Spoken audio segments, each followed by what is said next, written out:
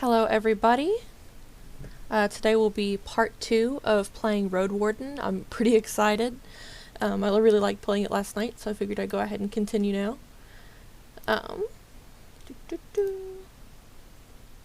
Last time when we left off, we had just did a full day of rest at an inn, kind of got some of our stats back. This is the first time our character hasn't been absolutely crunchy for our appearance. So that's pretty exciting. And gonna head straight into it. We had been asking for, I think, leftover food right before we left. Yes, I feed them to our boar. I won't give them away for nothing. He tells you to wait and leaves the building for a few minutes and returns with a wooden bucket and a long stick ending in a hook. Go through the gate and turn left. You'll see a bunch of bushes. We need some berries. Bring me a bucket full. You'll be done in half an hour or so. Your horse could use a nap anyway, and I'll prepare something to fill you. The hook is not made of metal or wood. It's a long, curved claw, almost black.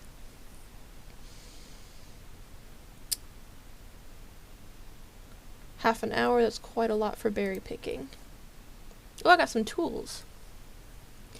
The tools are cold, not too heavy. You notice a pair of thick gloves at the bottom of the bucket. Ah, the berries are not a problem, the innkeeper smirks. Unlike the snakes. Better scare them away with a stick or move them with a hook. Protect your hands. The little ones won't eat you, but don't get bitten. I'm sure you know how to be patient. Hello, gentle ant. Lurking and listening sounds awesome. Appreciate it. I don't think I have any other questions about the snakes. That seems pretty self-explanatory. You step outside. Icy is fighting off flies with his tail. At this hour, the armorer's workshop is closed. Let's go forage for some berries. It is... Oh, we've got 14 hours before dusk. Plenty of time. The innkeeper knew what he was talking about. You put on the gloves and look through the bushes from a safe distance. It doesn't take long before you notice the first serpent lying on a rock somewhere in the thicket. The creatures are not that large, and even if some of them hiss at you or slither closer, the jabs of the hook keep them at a distance. You don't know much about these berries. They're round and reddish. You wouldn't trust such a color even if you were looking for food in the wilderness. The plants don't have thorns, but the leaves are harsh, and you make sure to thoroughly cover your skin with your clothes. You have to look through many bushes to fill the bucket, but the presence of insects and snakes doesn't allow you to relax. Cool, I guess I just get the berries. You've returned to the courtyard. 2 of the guards are participating in a friendly skirmish. Their wrestling is accompanied by a crowd. But I guess I can't watch them. I enter the inn. The windows are locked, and several guards are sleeping in a corner. The innkeeper is sitting on a stool, looking at the flames in the stove and holding a carrot and knife without using them. So, you again. Need anything? Put his fruits on the counter. I lost the berries. Great! He peeks inside the bucket. I've got cabbage stew with a few goose chunks for you. I'd serve it even to merchants, if there were any around. The meal is warm and filling. It's well seasoned and not overcooked. And like I've said, I rarely have food to spare, but feel free to ask if you ever stop by. You may be lucky, and I've been cooking my whole life. I will say thank you, we're polite. And how did that old hook of mine work out for you? I see you still have your hands. You could lie to him. I feel like we should keep the hook, it was pretty nice. See how much it is to buy it. He narrows his eyes. Can't you make one for yourself? It's the claw that grabs my interest, honestly. Ah, I see. It's a nice one, isn't it? My guards once had to get rid of a pebbler. You can't really eat them, but their claws and bones are durable enough, so he put them to good use. For a moment he observes your face. A single coin will be fair. Yeah, he can have a coin. He takes it with a nod. Need anything else? Do we have anything we could sell to him? Rations. Arrow. Not really. Could ask him about Glacier's band. He freezes, observing your hands silently. Okay, I'm on it. Any rumors worth sharing? He crosses his arms. I don't like to talk about people who aren't nearby, but you know what you're doing. Who are you wondering about? Ooh, okay, so I can ask about, example, Empress. I can ask about different people. Let's ask about the Empress. What do you mean? Are you trying to find her after all these years? He chuckles. The Empress is gone, and she will never be back. She's as dead as shit.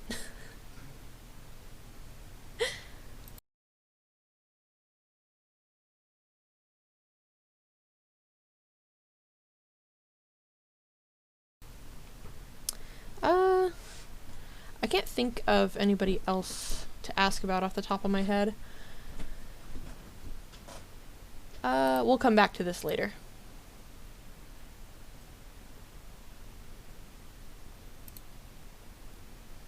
Let's see what the guards are doing. The woman in yellow armor is kneeling next to a brown, hairy boar, resting on its side. The beast is not as large as the dark ones from the forests. It responds to the touch of the human's hands, and brushes with grateful grunting and rapid twitches of a hind hoof. No matter how friendly it appears, it's still tethered to the well, and you have no doubts that its charge would leave Icy dead in a breath. When the woman notices you, she steps forward, to the boar's disappointment. So, the new Roadwarden? She points at a window with her chin, forestalling the question. We don't need anything now, but when we travel with our furs, we could use some assistance.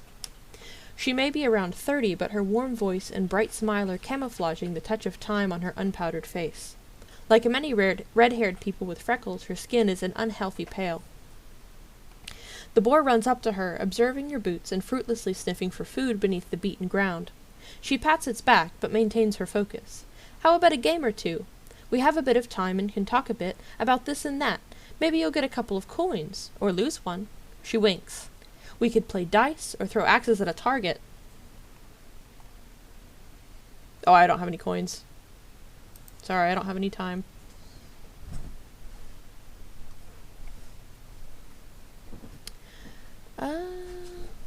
Oh, I can put a rod on the watchtower. For Yadosa. She moves it close to her face, observing it with widened eyes. Is this some sort of magic thing? After your reassuring words, she's unconvinced. I don't know. I ain't fired up to do such favors. Maybe ask me after you spend some time around, or show us what you're capable of. Or play dice with us when you have an hour to spare. These folks here? She starts to whisper and points with her thumb at the guards behind. They crave gossip. Alright, so we'll have to come back when we have more stuff.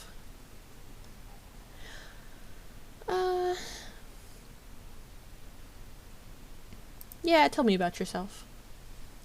Oh, what was that? After a brief giggle, her voice gets cold and serious. Nah, Roadwarden, we use names and stories among friends. You ain't one, so don't make me tempt curses. Okay. I'll leave you alone then. I'll come back when I have some money, I guess. We're already kind of cleaned up. And we have a good bit of day left, so let's actually explore a bit more to the west. The road uphill meanders, slowing you down and forcing you to pay close attention not only to the shadows of the trees, but also to the tight, rocky passages. You can't help but notice a few caves and fine ambush spots. I keep an eye out for any sign of life.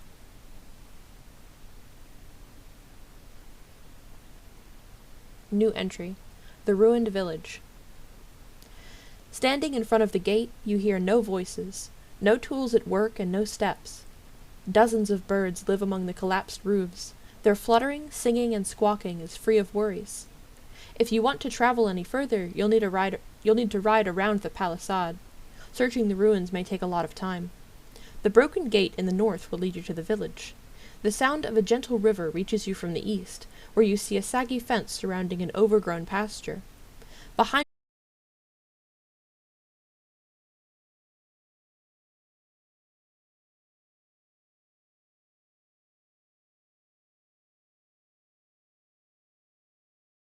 planks are charred, while the wooden walls are rotted and covered in moss. You see no ashes or dust, proving that the fire happened long ago. The smell is awful, and there are no reasons to stay for long. You see no furniture, just some broken shelves. It was just a storage room. The valuable odds and ends have already been taken by scavengers. Look at the gate. The palisade is in good shape, and the entrance wasn't even touched by the fire. It was torn away, possibly thrown. The amount of used force must have been huge, but you'd expect that it would push the gate into the village, not away from it. You don't see any marks of a dragon bite.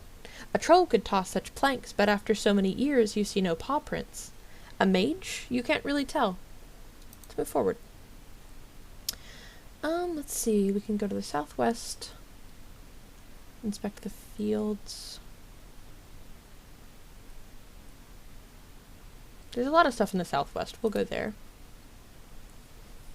I love how the map updates as you explore, like, new places. The buildings, some of which have collapsed, are made of wood, now charred and rotten.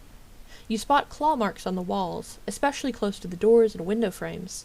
They could belong to a dragonling, or a large wolf larger than the grey ones, or a corpse-eater. Too many options to make a guess. Yet no beast remains in sight. You find the remains of clothes, furniture, odds and ends. Only one object seems to be of use. A basket-like fish trap made of vines and willow branches. If a large fish swims into it, it wouldn't be able to get out on its own. It's quite large, but I can fit it on my saddle. Yeah, we'll take that. You feel a slight aching in your stomach. Interesting. Where do you want to go? Okay, we've got a lot of options now. Let's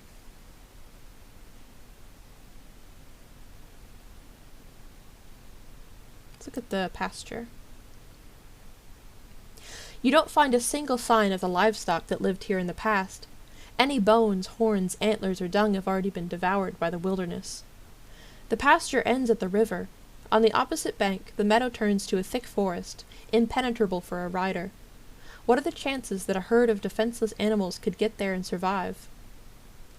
The breach in the southern fence wasn't made by some brute force. You find axe cuts in the spots that were ultimately broken away.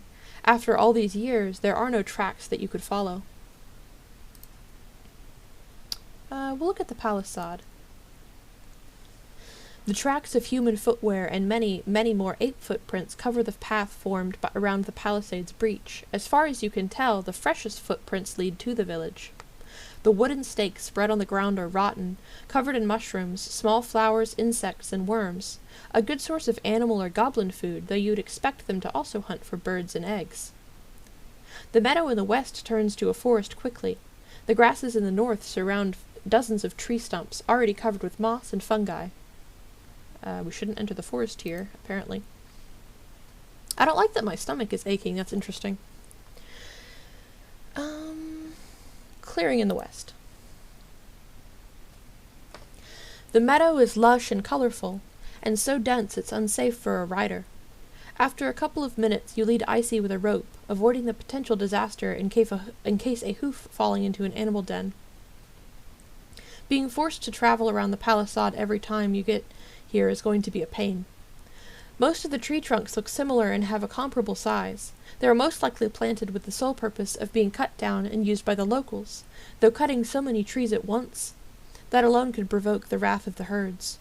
Such a process should be spread around a couple of seasons, and you can't be sure that was the case here.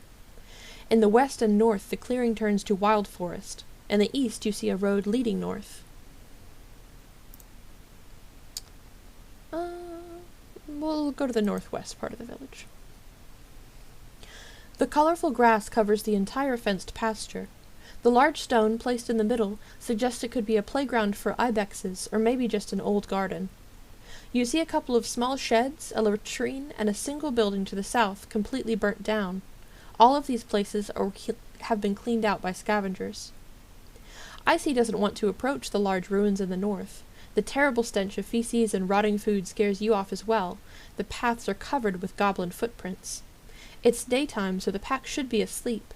If the beasts were active, they would try to scare you off or hunt down your mount.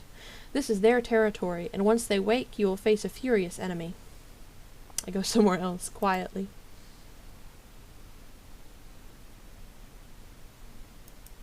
Southeast. You find a small backyard. The ground is beaten, the grass grows only right next to the buildings. It would have been a fair spot for training dancers and fighters. The stakes of the palisade are covered with playful carvings, left by children who are portraying monsters, weapons, and humans.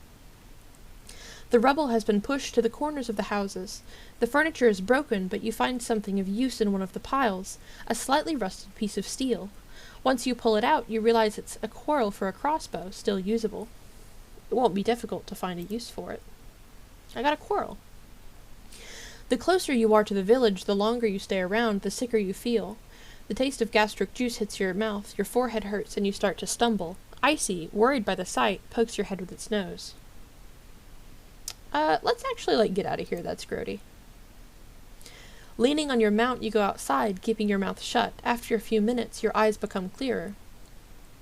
It may be better to leave, or at least stay away from the village the rest of the day. We'll just head north from here. We'll come back and explore the rest of it later, since it seems to be making us sick. You are at the closed northern gate. The neglected road is partially overgrown. You hear a river in the east, separated by lush meadow, filled with crickets and rodents.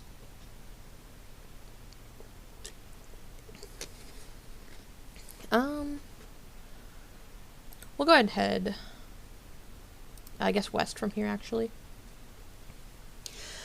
You enter the wetlands, with their many streams, ponds, and fish.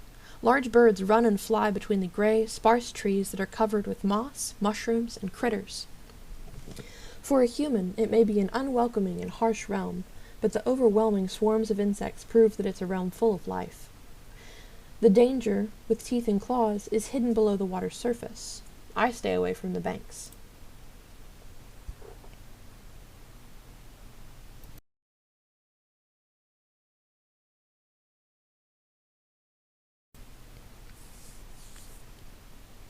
This plant shouldn't be alive, not without leaves.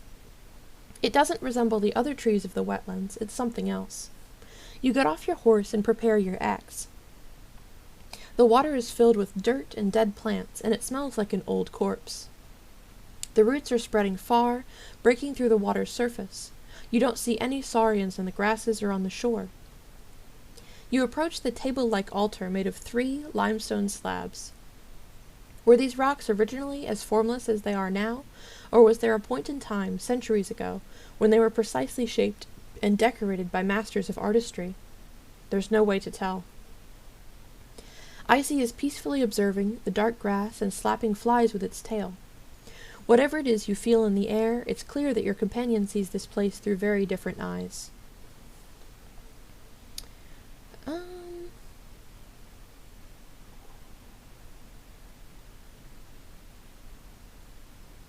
Ooh, I don't know what the rite is. I think it's part of the religion. I know there are dark forces hidden here. I ask the rite for a vigilant eye and a bright soul. You bow your head, trying to imagine an appropriate ritual. Whenever you start a thought, it runs away, to the sounds of insects, visions of predators, and smell of muddy water. You rub your hands, focusing on what's in your grasp, collecting your wits slowly. It takes a few moments, but you start breathing without sensing the stench. You arrange all of the chaotic images into a cohesive utterance. Your prayer is brief, but once it's done, you feel prepared. I'll approach the altar. There's a clumped dirt in the uneven nicks, fused by years of wind and rain. The bottom surface of the table is dusty, but you don't find any spiderwebs or mold, even though it's the perfect spot for such things. The tree roots cling to the altar in many spots. They're firmly attached, and you struggle to move them even by an inch. The cream-colored limestone is cold and smooth.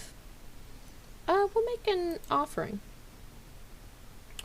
Ooh, what do we have? Do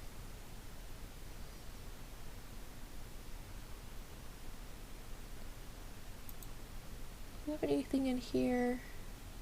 Iron knife, blade sharpener. Can I give a candle?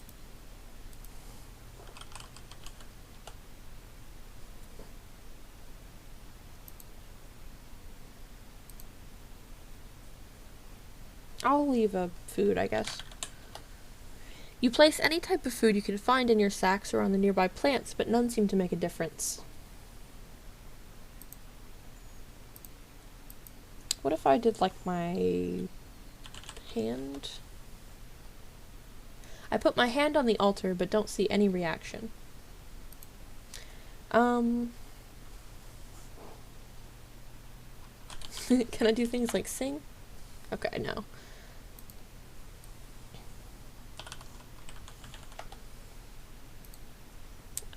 I can't think of anything else that I could do now. I look in the water. You step cautiously. Without knowing how deep it gets, you have to consider that a saurian could be camouflaged in the mud, waiting for a victim to draw near. Since you don't plan to kneel down and drink, you're hoping to dodge a potential strike. Once you get closer, you start breathing again. While the water is dirty, it's also shallow. You can see vegetation, swimming insects, and even small fish. All of them stay away from the tree roots, which look like a spider's web covering the bottom of the pond. Aside from that, you don't see anything that could catch your attention. Let's get the roots. You kneel in front of one that's lying on the shore. It's brown, covered with hair that resembles that of your arm. When you touch it, it's moist, soft, and warmer than you expect. Let's do something with it. Let's touch. Oh, it's moist, soft, and weirdly warm. If anyone has any ideas of what to do with it, that would be nice. Can we... I feel like I shouldn't, like, hurt it. Let's try doing that. Try cutting. You pull out your knife and stop in place. You can't tell what the results of wounding the tree would be. Yeah, I think we better spare it for now. We could come back later.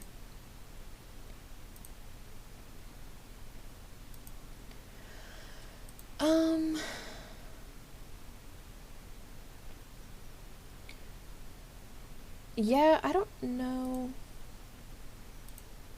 I guess I can't, go back to the tree now.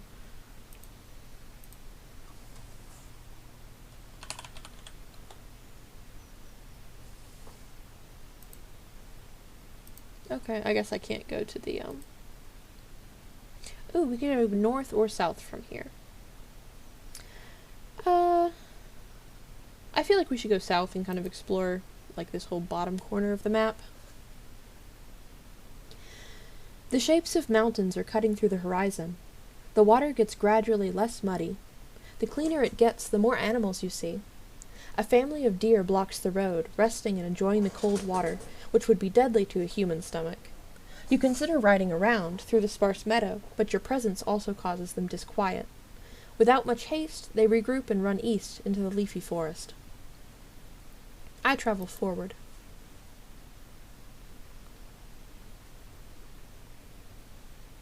You've reached Hag Hills, the wall of stones that has blocked the city's grasp. The one well-established route through them leads through the valley where you found Tullia's camp. There are no maps of the highlands nor local tribes, only stories. The beaten path leads you by the garden beds of herbs and vegetables to an old, yet not abandoned mine, hidden behind a massive door made of steel. I look around. There's no hitching rail for a mount. A bearded, skinny elder sits on a bench, observing you like a sculpture, with his legs crossed and fingers interlocked on his abdomen. Let's see. Okay, we get a choice. We'll be friendly. Good day to you. Don't worry about my horse. I'll keep it away from your garden. Only worms, too stupid to understand me, would eat what's mine. You dismount and mention that your palfrey is no worm, but the man reprimands you with a thick accent. Let me see you whilst you speak. I can hear you without magic, but I'll read your lips. Oh, I can nay hear you without magic. He's deaf, I think. He doesn't yell, but his voice reminds you of a combat instructor from the city. His face is wrinkled, but he sits straight, with beard and hair still carrying glimpses of a fair blonde. He's tanned like a worker, and his eyes are blue and piercing, as if they belonged to an infant. You're nae from here, and I will nae welcome a stranger in this refuge. Say what you're looking for, and begone. I explain who I am. What do you call him? Ooh. I call him old man. Let's call him, grandfather.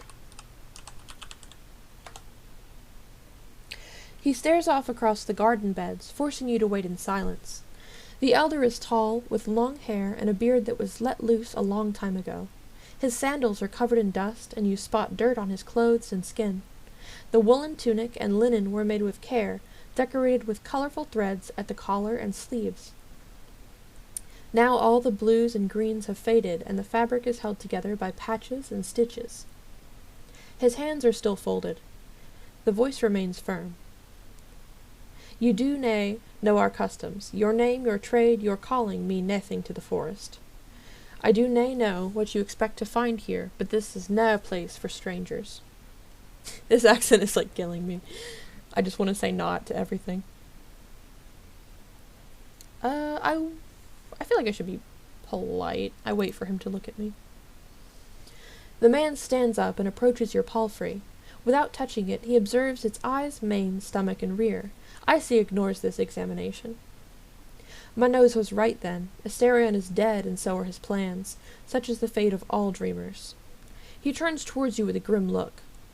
Are you going to look for him? You nod. Why? If he's vanished into the fogs, there's no point— I'm just going to say no. There's no point in putting yourself in danger. What do you expect to find?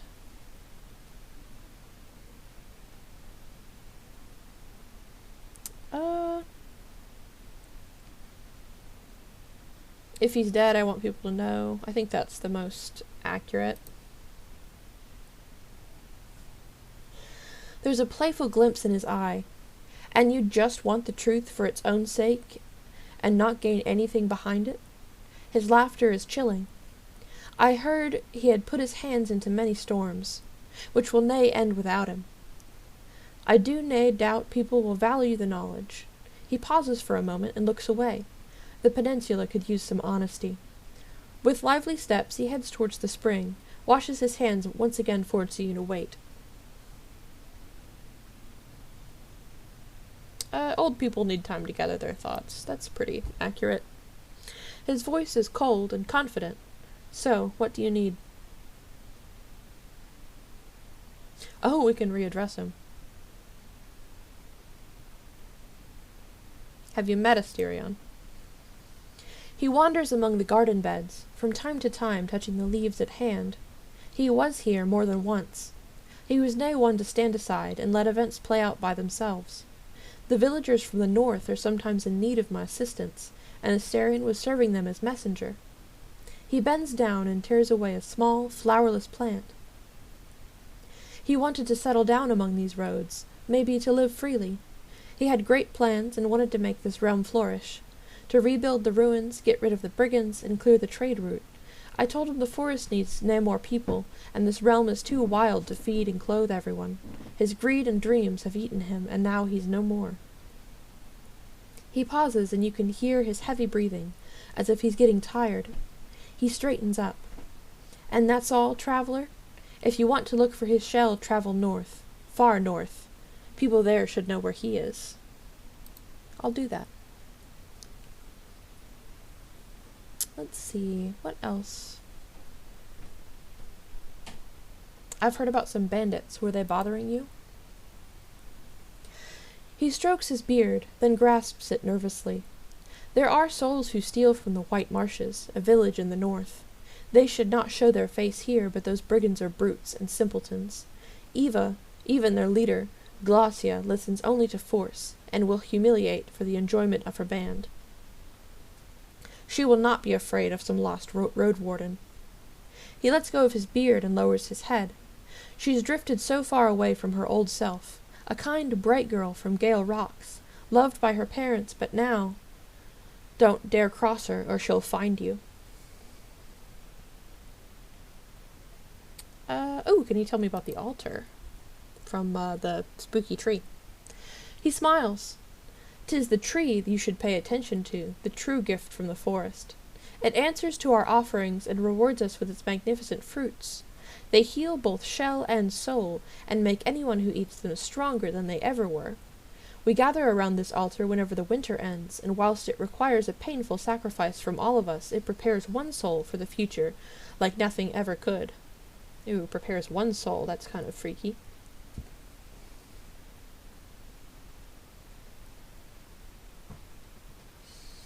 Let's see. What happened to the village in the east? And I'm not willing to tell you that. He raises his chin, and his beard shakes. That shameful tale ought to be kept in the past for the sake of the living. Ooh, I wonder what happened there.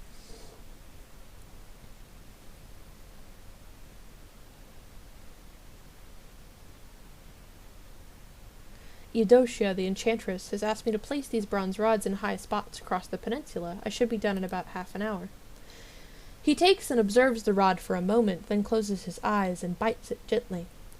When he returns it, he seems unconvinced.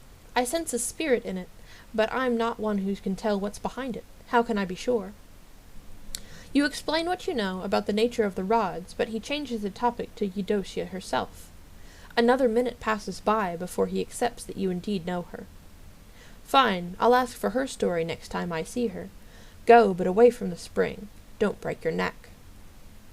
Even a child could get to the higher parts of such a rugged cliff, though you have no reason to expect all the loose rocks to be cleared. I take off my armor and put away my bags and weapons. The bronze rod is attached to your back by cord. As you place your feet and hands on the rocks, you realize that you have to move slowly, managing your balance, pushing away small and large pebbles, and making sure the wall doesn't collapse under your feet. The rocks are coarse, supporting your grasp, and you rarely find a sharp spot. The climb resembles a nice summer walk, though your muscles are not prepared for such movements. You find the perfect spot, a small crack between two massive rocks. You use the rod to broaden it just a bit, and push it halfway in to fill the gaps with a rag. Doing it with one hand makes you dizzy, but not for long. I take a short break to catch a second breath. Climbing down is easier, though you struggle to recall exactly where you had previously placed your limbs. The warm sun eases your tension. After a few minutes, you land on the soft grass and dust off your hands. Once again, you prepare your equipment. The druid gives the shining rod a pouty look. I know how I should have addressed you. Can we call him druid, maybe? No.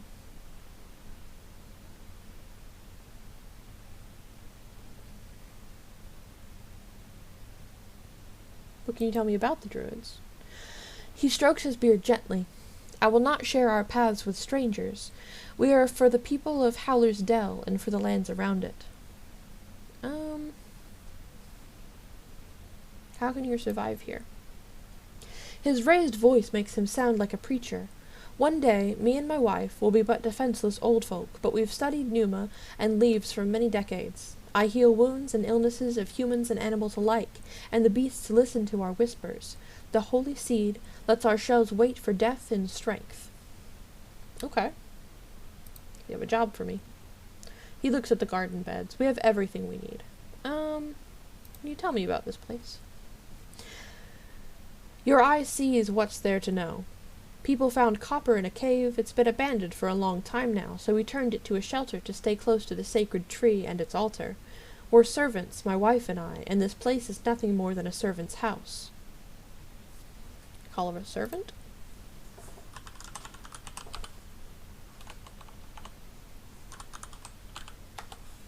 No, it's not right.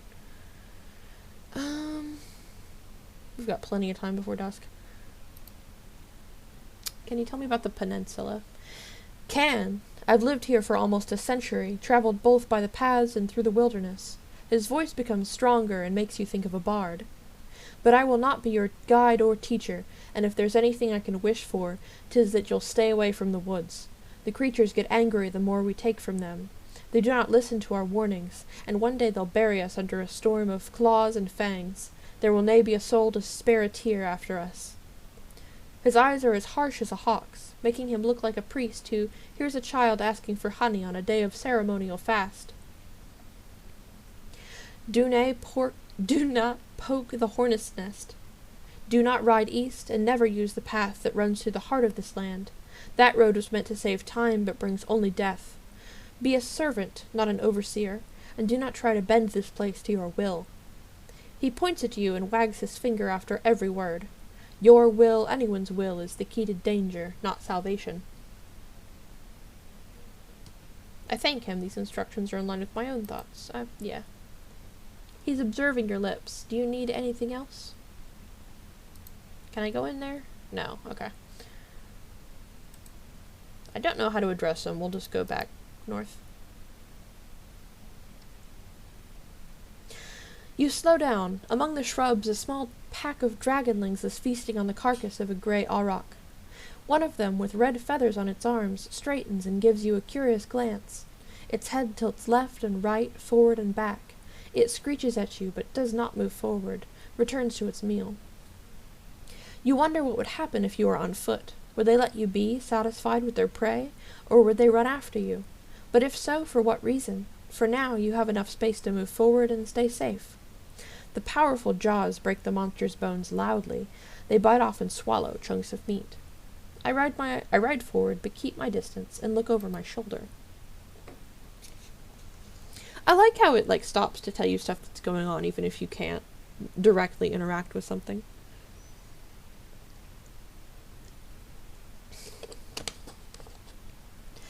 The beaten road serves your palfrey well.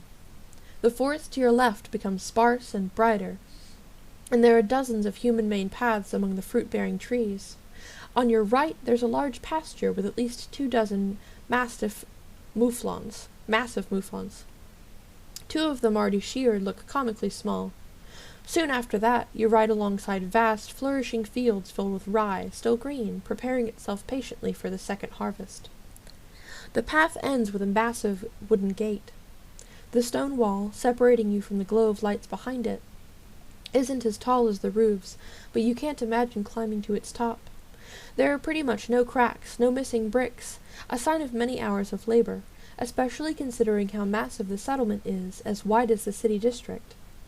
The birds and monkeys are now just a distant echo, replaced with the sounds of carts, running footsteps, hammers, saws, laughter, and shouts. Finally, maybe I can rest here.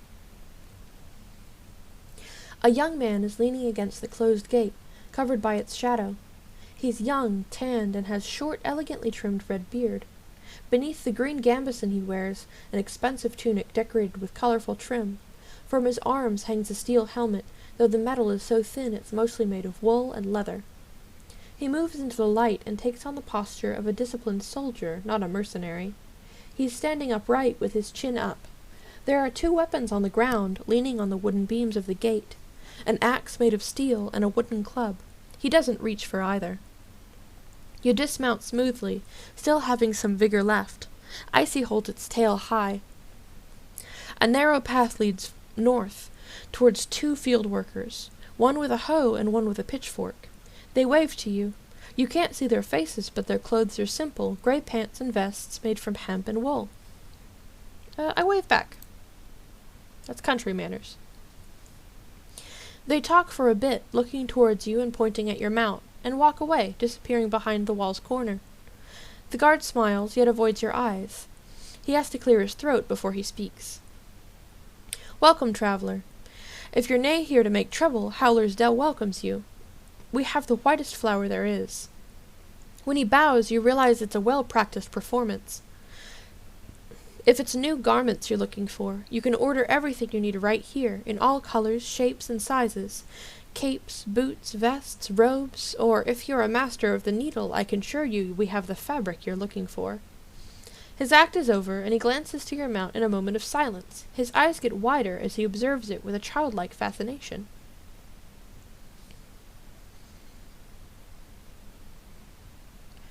I should let him pet my horse. Yeah, definitely. This is Icy. It helps me patrol the roads. You can pet its side if you want, but no sudden movements. He follows your instructions, even though the palfrey pays no attention to the man's careful touch. The guard grins widely. I'm Thaumaturgy, your new Roadwarden. I want to see your mayor. A city folk, aye? The mayor is busy, but I'll ask her. Give us a moment to let you in." He knocks at the gate, which is then pulled inwards by 2 other guards, a man and a woman, wearing their own gambesons, similarly green but tailor-made to match their figures.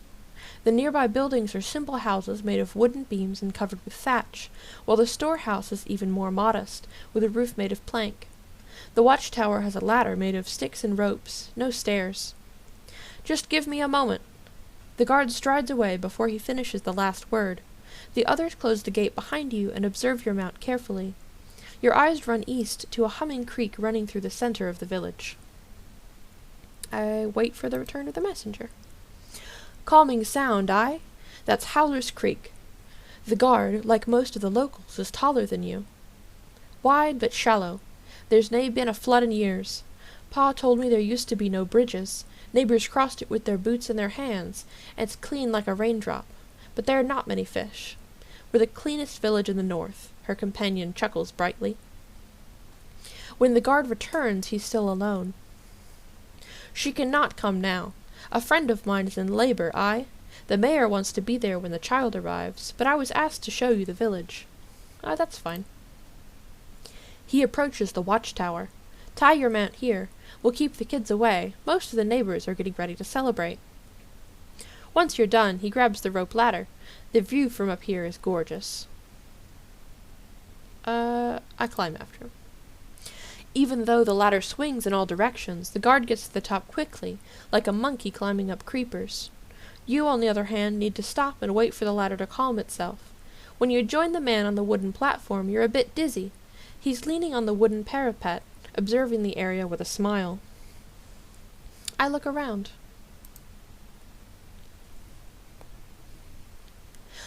"See, there's no place like Howler's Dell." The guard points in every direction, giving you no time to contemplate. For the next few moments he describes the fields and their crops, the flocks in the pasture and the shepherds inspecting the fences, the ancient garden of trees and bushes, larger than the village itself, the sunlight dancing on the stream to its own tune. If you are to believe everything he describes, this place has access to everything in abundance. The sweetest honey, the most fragrant bread, the softest wool, and the beer, 'tis excellent. He sounds like a city merchant who's trying to sell an old house. Let's see. No wonder he's so proud. Why wouldn't he be? They've tamed this scrap of land and live in comfort. The islet in the middle connects both parts of the village. According to the man, the northern gate is hardly ever opened, as it leads nowhere now. Near the eastern gate there's an ape ale inn, where you can find a bed and victuals, and the stalls where Akaikos rewards our work, unless we annoy him with pointless talk. He lets out a chuckle. On the opposite side of the creek there's another white house. It belongs to Bion, the best clothier in the north. The priests live in the southeast, near the wall, but they do not talk to strangers. You also hear about the hunter, cooper, fisher, and miller. The pie maker lives with his sister, the baker. The smith and her husband, the carpenter, live with their kids.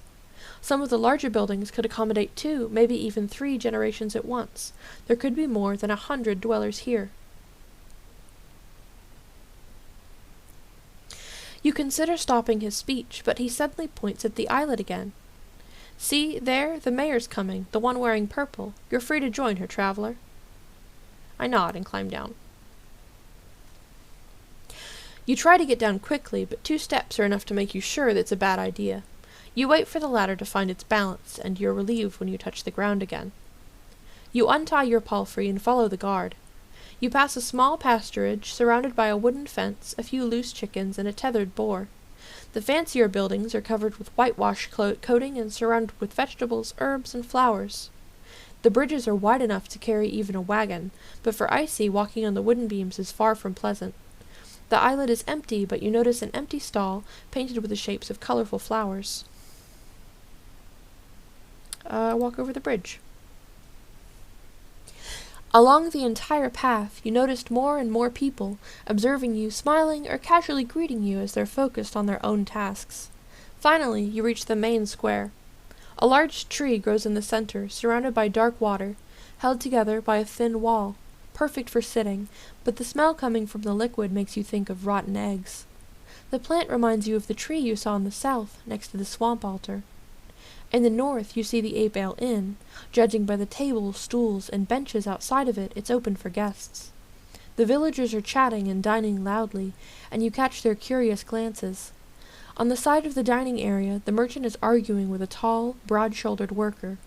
An old man is sitting by himself, eating a pie, with a walking stick leaning against the table. A young woman is cleaning the empty mugs in the creek, speaking with a man at least twice her age, maybe her father. I need a spot to tether Icy. There's a wide wooden roof right next to the gate that shelters carts, crates, and sacks. You move your mount next to a donkey, on a beam placed here just for this purpose. Without a moment of hesitation, Icy starts to chew on the nearby haystack. You have some time to make sure you don't struggle with your bundles. You return to the inn, and I look for the mayor. She is sitting on a chair with a 4-year-old boy on her knees. She's holding his hand gently, showing him to eat gruel from a bowl. It's not a cheap meal, though. You spot nuts, berries, and milk, and the added honey makes it yellowish. The kid is clean and quiet, and once he notices your arrival, he crams his mouth with a spoonful of oats. Now, love, the mayor titters. Do not get distracted. She rubs the meal off his face. A few more spoons, and you'll go help Papa in the kitchen, aye? She gives you a radiant, though apologetic smile, and turns her attention back to her companion. I observe her more closely. Her long, full-sleeve linen dress must have been dyed once in blue and once in red to achieve its dark, fancy purple, which would draw looks even in Havlavan. From her left shoulder hangs a green woolen cape as thin as a shawl. The brown belt on her waist has a large steel buckle that portrays a running deer with unrealistically large antlers growing in all directions like tree branches. Unlike her tribesfolk, she's pale, with powdered and rouged cheeks, and her lips match her outfit, though they're a bit closer to wine red. The thick, gray strands in her long blonde hair look more like a fashion choice than the result of aging. Her eyes are the color of her cape, keen and vigorous. She's shorter than most people around, though would still be the tallest woman in most of the northern settlements. While she's around 40, her slim hands add fragility to her appearance, even though her posture is upright, her legs confidently crossed, and her delicate voice assertive. She makes plenty of gestures, but her shoulders hardly ever move.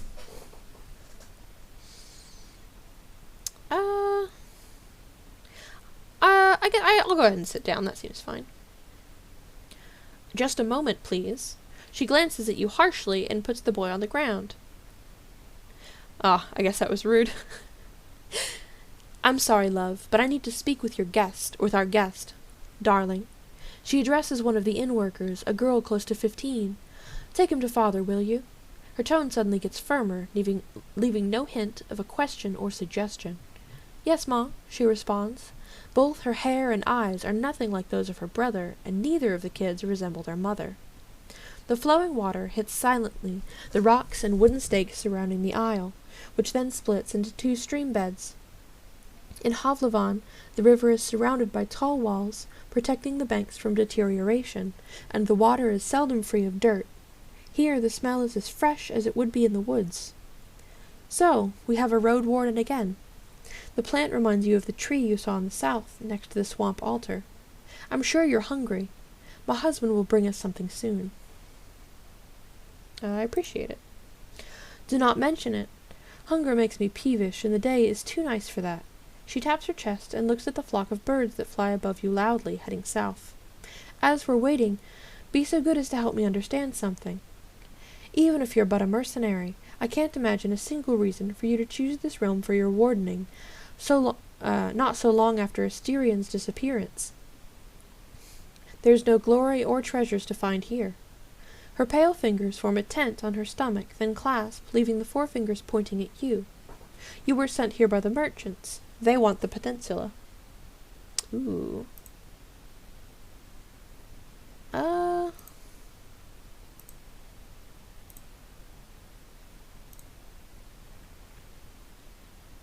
just be friendly. I present Havlavan's interest as an opportunity. You introduce yourself and touch on the more obvious sides of the potential deal with the guild and city chief, the troops, their pay, and the patrols they would establish. Yeah, I like being friendly. The overview of taxes. Trade routes would bring new life to this place. You try to sound warm. It's a win-win. Throughout your speech, the mayor observes you patiently, without interruptions. I see, she finally responds. As she observes your palfrey, she twists her deer buckle, left and right, left and right. If it was that simple, I'd be eager to applaud, but it is never that simple, is it? Her eyes fill with melancholy, despite her smile. I appreciate that you're coming with a carrot, not a stick, but when it comes to the guild, there's always a catch. Her accent is now almost identical to one used in the city.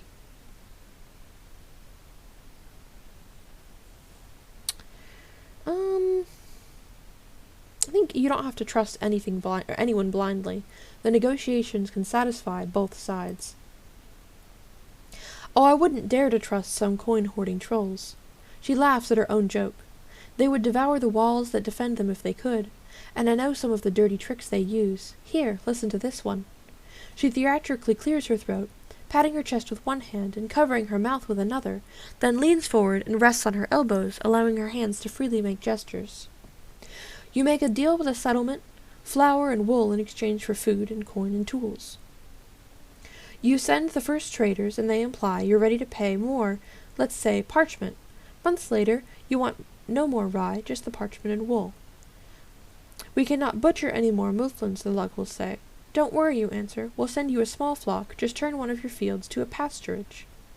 As she pretends to speak as different characters, her voice comically shifts. She has no issue switching between accents. I like her.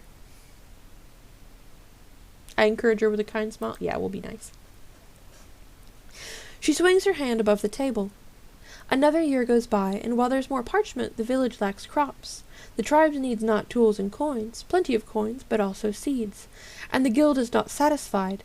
Sending our wagons costs a lot.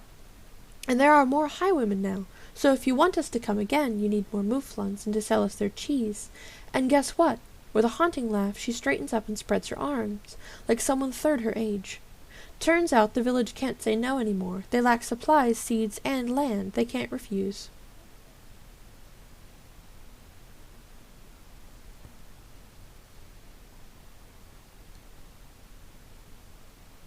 Yeah, I'm being... She's right, it's better not to say anything stupid. The pause doesn't linger for long. I see we understand each other. Let's finish the introductions. I'm Thais, one of the keepers of Ape Ale Inn and the mayor of Howler's Dell. I assume it would be convenient for you to take my answer back to Havlavan.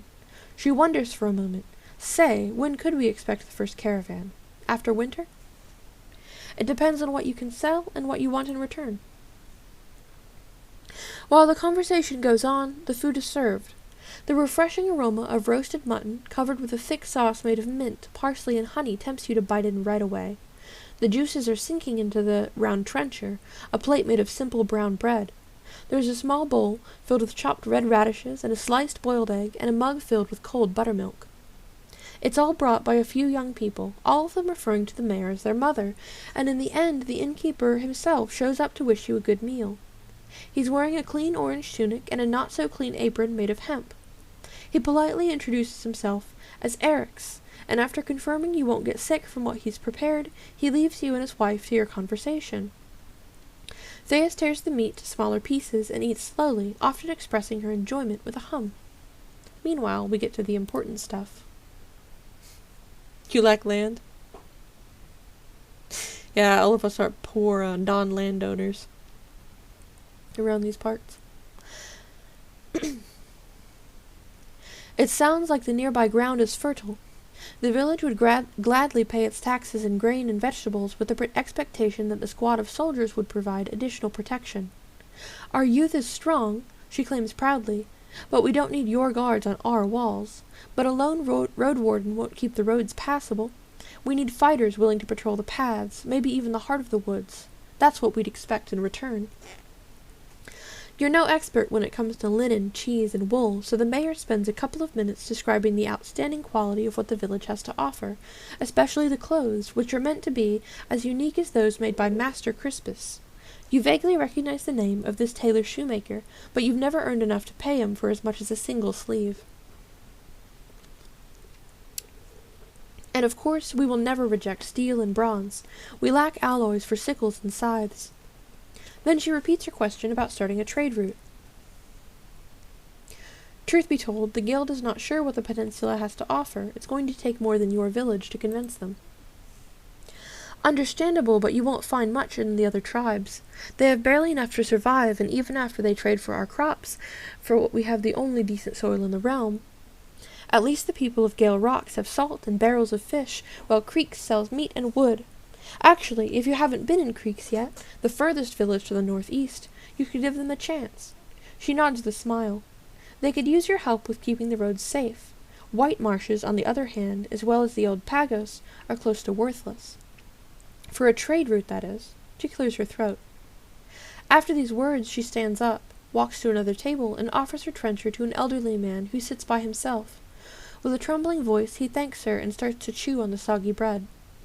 She sits down, wipes her hands on a clean cloth, and adjusts the folds of her cape, once again crossing her legs. So tell me, Thaumaturgy, how's Havlavan? I haven't gathered much news since the invasion.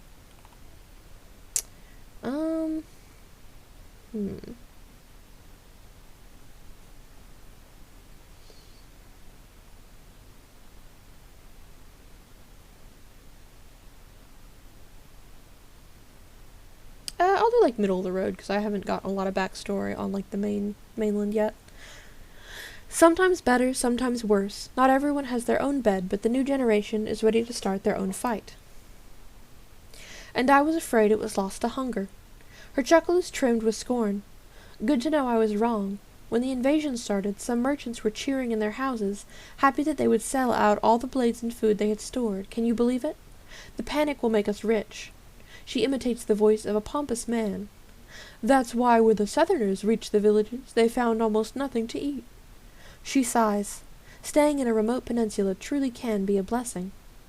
She pauses, hesitant to go on, and shakes her head slightly. Well, we can't change the past. How can I help you, Thaumaturgy? I can ask her a lot of stuff. Do you know Eudocia, the enchantress? I'd like to hang this rod on a watchtower for her. You let her weigh the rod in her hand. It's empty, she says. What is it for? I told her the truth. I don't think it's for anything evil. It's meant to help her golems cover large distances without going crazy. She gives you a long look and rolls a piece of bronze back to you. The answer is no, and if any of us find such a rod in our woods, you and I are going to have a talk. I have no desire to wake in the middle of the night, surrounded by her stone army. Looking for Asterion. She stares you in the eyes and turns towards Icy. Is your palfrey a mare? We have 2 jacks. Could use some mules. A stallion. Interesting.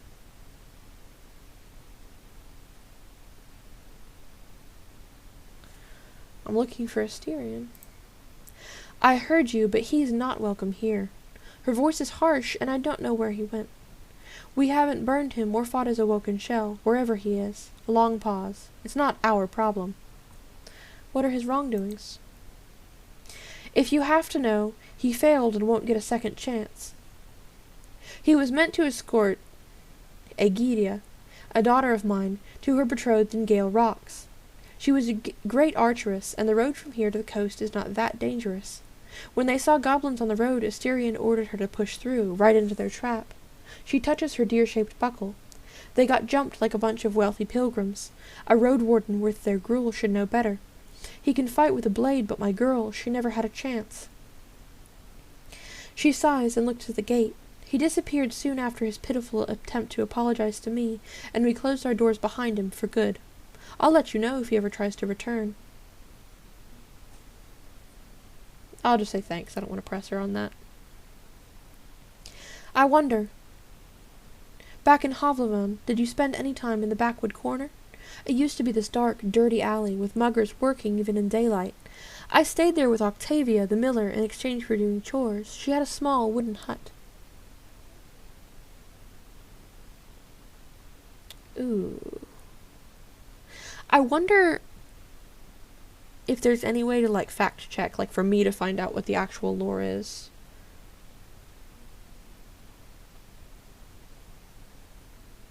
Backwood Corner. Man, like, these are pretty diverse options.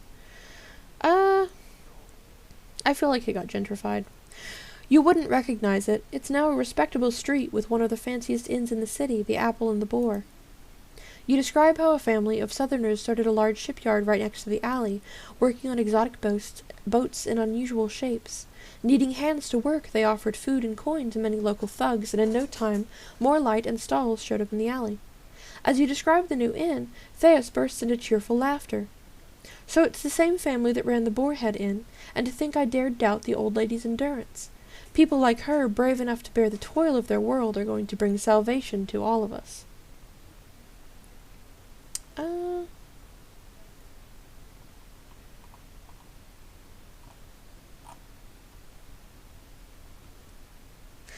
We can ask about the bandits.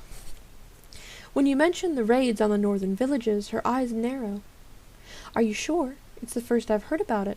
Glacia has been around since many years ago, but she's not much of a nuisance. Oh, interesting. I wonder if she's in... Oh, I wonder if that's why they're so rich, if there's, you know, a bandit that's taking all the resources and bringing it to this one village. I'm just a messenger. He's asking for you to join forces with him. Well, I can't give you my answer. I won't ask our hunters to endanger their lives in the pursuit of some gossip. I could ask around, learn more. That sounds good. She sighs with exaggerated relief. What a splendid idea. There are only 3 villages in the north. White Marshes, further north by the western road, Gale Rocks by the northeastern coast, and creeks in the far east. Bring me news from those places, and you'll get my answer. I'm paid for passing the message from here to Pell to the north. Asking me to ride for you through half of the peninsula and back is a different deal entirely. I'm gonna go there anyway. Tell me, how do people dress in the city these days? Is it similar to what we have here? Before the war, the merchants were wearing those really long dresses and robes. Way too long for my taste. They got mud stains after every rain, and I see no reason to keep shoes hidden completely.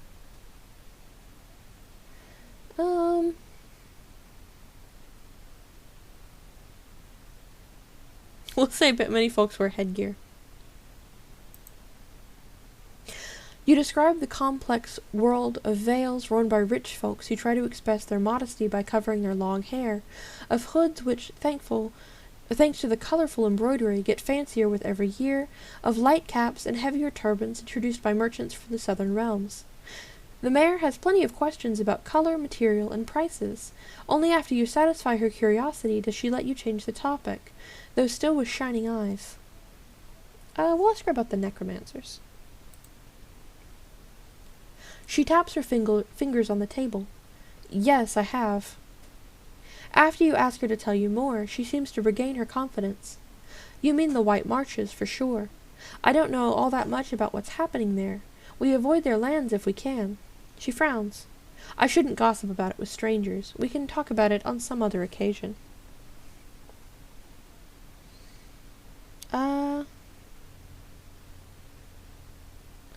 Ask her about the weird tree. She straightens up and raises her chin. You mean Beholder, the guardian spirit of our wetlands.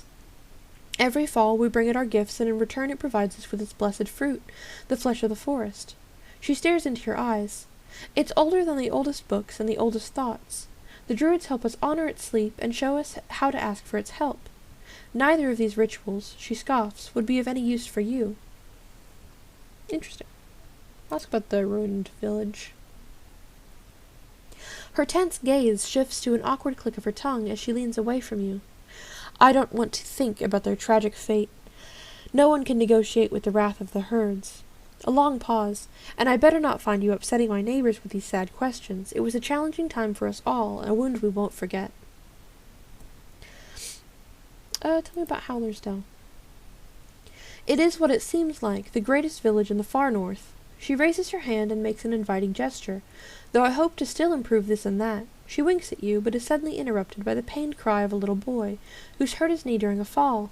As an amused elder tries to calm him down, the mayor shrugs it off and titters, meets your eyes again. Life's good here. We have what we need and lots of what we want, building on top of more than 12 generations of hard work and bravery. She spends a few minutes telling you about mouflons, wheat, rye, hemp, cheese, and wool, proud of every glimpse of prosperity. Whenever she mentions an artisan, shepherd, or farmer, she doesn't miss a chance to mention how significantly she improves their conditions. She also omits some topics. You hear of no tales, songs, ancestors' rituals, or days of prayer. It's like listening to a tax collector. Only at the very end of her speech does she mention the wisdom of the elders, now kept in the teachings of the Druids, who help her guide those who trust her. They heal our wounds in our gardens, she explains, but then changes the topic to all of the fruit trees, hares, and nuts in the woods. I nod politely. We talk and talk, but I still don't know where you're from, Thaumaturgy. What's your story? Have you lived in Havlavon your entire life? Let's see. Yeah, I feel like I'm a country boy. Or a country girl, I don't know. To see the city for the first time after being surrounded by a couple of small houses and fields, it's a strange feeling, isn't it? She puts her hand on the table. Even after my second winter there, I felt like a stranger, but those who know how to live in the countryside, close to the wilderness, we will always find a new home for ourselves, don't you think? She gives you an encouraging smile. I really feel like they're stealing, so I'm not going to ask her about their prosperity. Thank you for your time. Let's see. Let's talk to the innkeeper. Even though the counter stands outdoors, it's not rotten or dirty, and you guess, like the other furniture, it's brought inside every night. Erinx approaches you with a smile and leans on its surface with his fists. He's portly and even taller than his neighbors. He's got freckles, short gray hair, and an elegant beard. His long, woolen orange tunic has a decorative cut right under the neck and loose braids at the edges. How can I help you, traveler? His accent is heavy, nothing like his wife's. He stomps with a heavy boot and looks around, as if he's just waiting to get back to his other tasks. His fingers are still dirty from weeding the garden. I don't have any money, so we won't trade. I was gonna put rumors. Rumors, not really. I have my own things to worry about. Neighbors keep their own company. Better for everyone to seek help from my wife or the forest speakers, not in a mug of ale. Anyone who might need my help. You say it as if we expect travelers to get here any day now. I'll ask around and come tomorrow. Let's see, we still have 7 hours left. Go to the trader. The man behind the counter is expecting a sack of white flour, mumbling to himself and occasionally cursing. The other locals walk away, giving you space to talk trade in peace. Weevils, he points at little dark blue insects, trying to flee. Shit be fired, 'twas ground a few days ago. No pies for us tomorrow, looks like. He puts the sack on the ground. I'll take care of it later. A Roadwarden, I. Eva the mayor cared enough to see ya, and kids are lining up to look at your horse. Strangers like ghosts to them now. He's wearing a simple brown robe with no hood, a rope instead of a belt, and a modest trim made of green thread. It barely reaches below his knees, revealing his sandals and crude pants made of linen. At the same time, it's way too large for him, and hangs from him like a bag. He looks like a poor vendor from Havlavon. He stands sideways to you, with legs crossed, leaning on the counter with one hand and keeping the other on his hip. He's around 40, short, and a little bit greasy, with a humble beard and hair. His fingers are unusually long. Let's joke around with him. Are you a barrel collector, or do you sell them? He observes you in silence and pretends to yawn. Brilliant. Oh, this was the guy we weren't supposed to joke with, wasn't it? Brilliant. As far as I care, you can leave your pouch and bugger off. I help my neighbors sell what they have in abundance, or divide things among our workers, builders, and travelers. If you want something, let's get to it. Name's Akaikos. Alright. I'll leave the square. Let's go see the priests. You head south of the dead tree in the main square. Before you get to the second thatched building, a large man stands up from a bench and gets in your way. He's close to 50, taller than most people you've seen in your life. Broad shoulders, his head and short beard are brown, His hair and short beard are brown, matching his elegant woolen robe.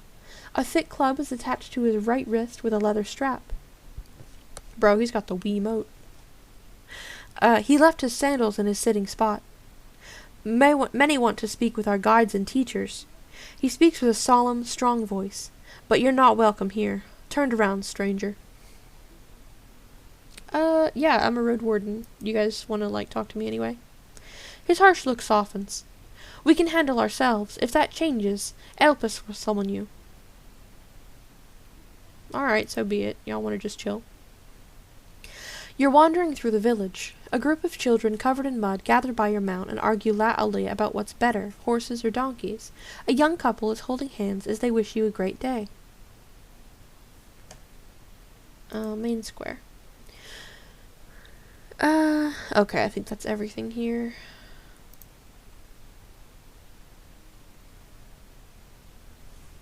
Oh, can I not, go anywhere from here?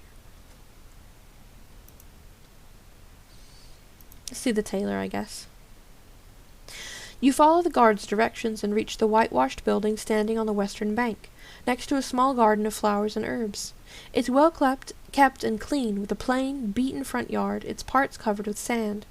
Through the open windows you catch a glimpse of the furniture, made of smooth, almost shiny wood with hints of dark, cherry-like red, decorated with carvings of plants. A woman in her 40s is sitting on a wooden bench. The table is covered with fabrics, threads, and needles made of bone and iron. She's sewing a long sleeve of what's going to become a blue tunic. Her movements are quick and confident. Her brown, wavy, shoulder-length hair is tied into a wreath-like braid, but other than that her clothes are simple and inconspicuous. She doesn't have a left leg, but you don't notice any cane. You observe her a few moments until, without sparing you so much as a glance, she encourages you to speak with a grunt. Looking for a tailor. You've found one. Her voice is low and she doesn't stop her work. Name's Bion. Or maybe Bion. We'll say Bion. Answer some questions. I feel like I don't have money, so I can't buy anything right now. The boredom in her voice is palpable. I'm not a bard. Okay. Can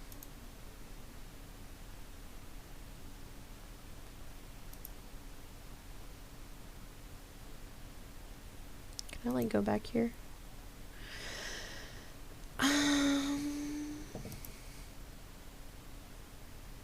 Do I have to do all of the...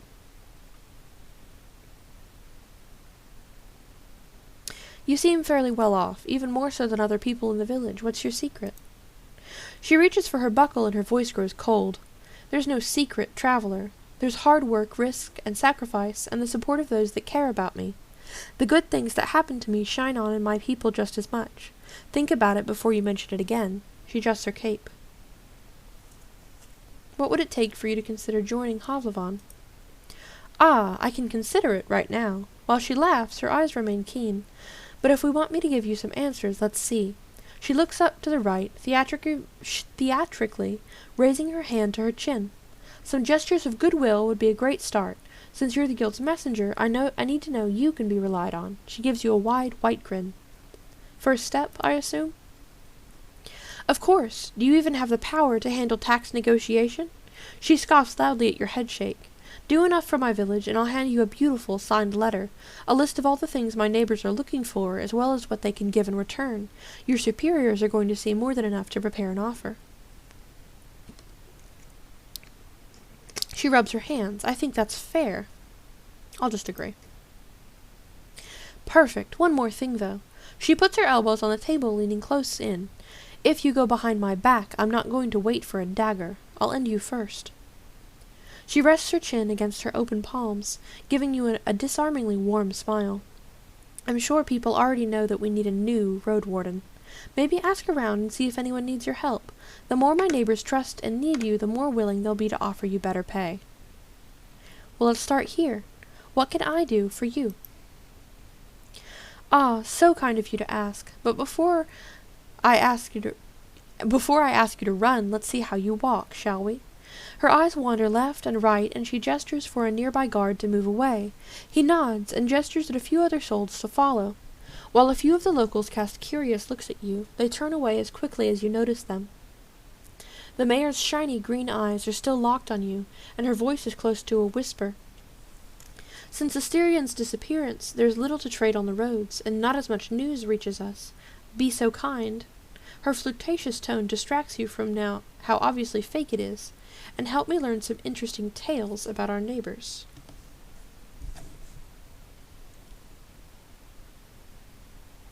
I smile back. You mean ones that weren't meant to reach you. See, I know that deep down you're a true sage. She titters and straightens, adjusting her cape without haste. Do you have something to share?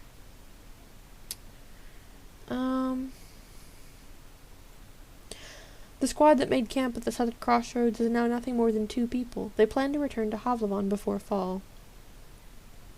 That's fine to share, I think. Since they cleared the camp of brigands, they went so quiet I almost forgot about them. She rubs her chin with her thumb. I'm surprised they've managed to stay alive till this day. Sending such an inexperienced group here shows that the officials misjudged this land.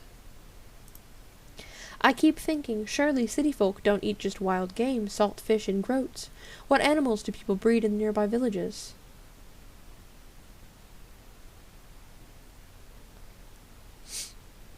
Interesting. I think the village south had ibexes, so we'll say that. So just like in the old days, I even saw some of them in the city. They're annoyingly good at climbing onto roofs and walls, but more importantly, she adjusts her dress and smiles. It means that our mouflon cheese and wool are going to be quite a commodity. Does she need my assistance? No, thanks. Alright, let's see if anybody has jobs for me. Alright. We're back to the trader. Know what? There's something urgent. I need a medicament for my daughter. Not that she's hurting or anything. He raises his open palms as if to show he's not holding a knife. She's a teen, wants to start hunting in the woods. I could not teach her much, but I'd sleep better with her having a healing potion. You have, he hesitates, almost 7 days. Bring me a potion before the last dusk, and I'll pay you 5 dragon rings. Where can I find such a potion? I can think of 2 places. The safer bet is beyond old Pagos on the mountain of the crazy monks, crazy and boring, more boring than a mouflon, but they often brew with Numa. You can also head south, east of the crossroads behind the pelt to the north. I've been there myself, but you'll find a dolmen there, as old as a city, and this, he reaches for his clinking pouch and pulls out a massive iron key, is meant to open some secret passage there. Oh, I remember being there, and we didn't have a key yet. How do you know about that secret? From a merchant. She is from south of Hag Hills. I was meant to pass the key to her friend, but he never showed up. Okay, yeah, I'll do that. Nothing for now. See if Eric's needs anything. Any interesting guests? I do not know. He scratches his beard. There was one vagabond, but he was not here for long, and did not do much. A timid fellow, talks loud but is afraid of everything, especially the guards. His face is touched by flames, has a big ballista. He says this word with a strange accent, smirking, and a large bird as his beast of burden. I do not know what to say. He shrugs. He went south and is most likely gone. Cool. Let's see if... Okay, Guion doesn't need anything.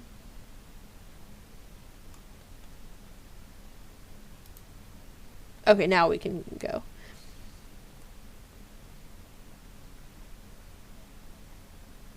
So north. The road is beaten and free of litter. You notice paths between the fruit-bearing trees on your right, and soon after, you ride alongside vast fields of broad beans, almost ready for second harvest. There are green hemp plants, taller than you are, waiting for a scythe or sickle. The locals keep beasts at a distance, I guess.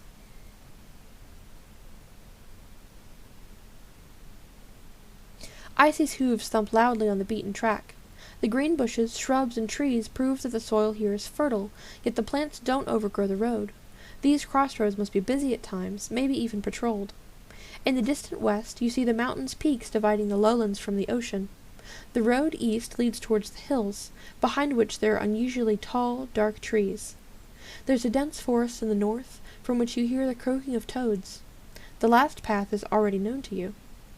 You're surrounded by 4 signposts, all of which seem to be made from the same type of wood, now covered in moss and fungi, yet the pictures and letters that covered the nailed boards are nothing alike.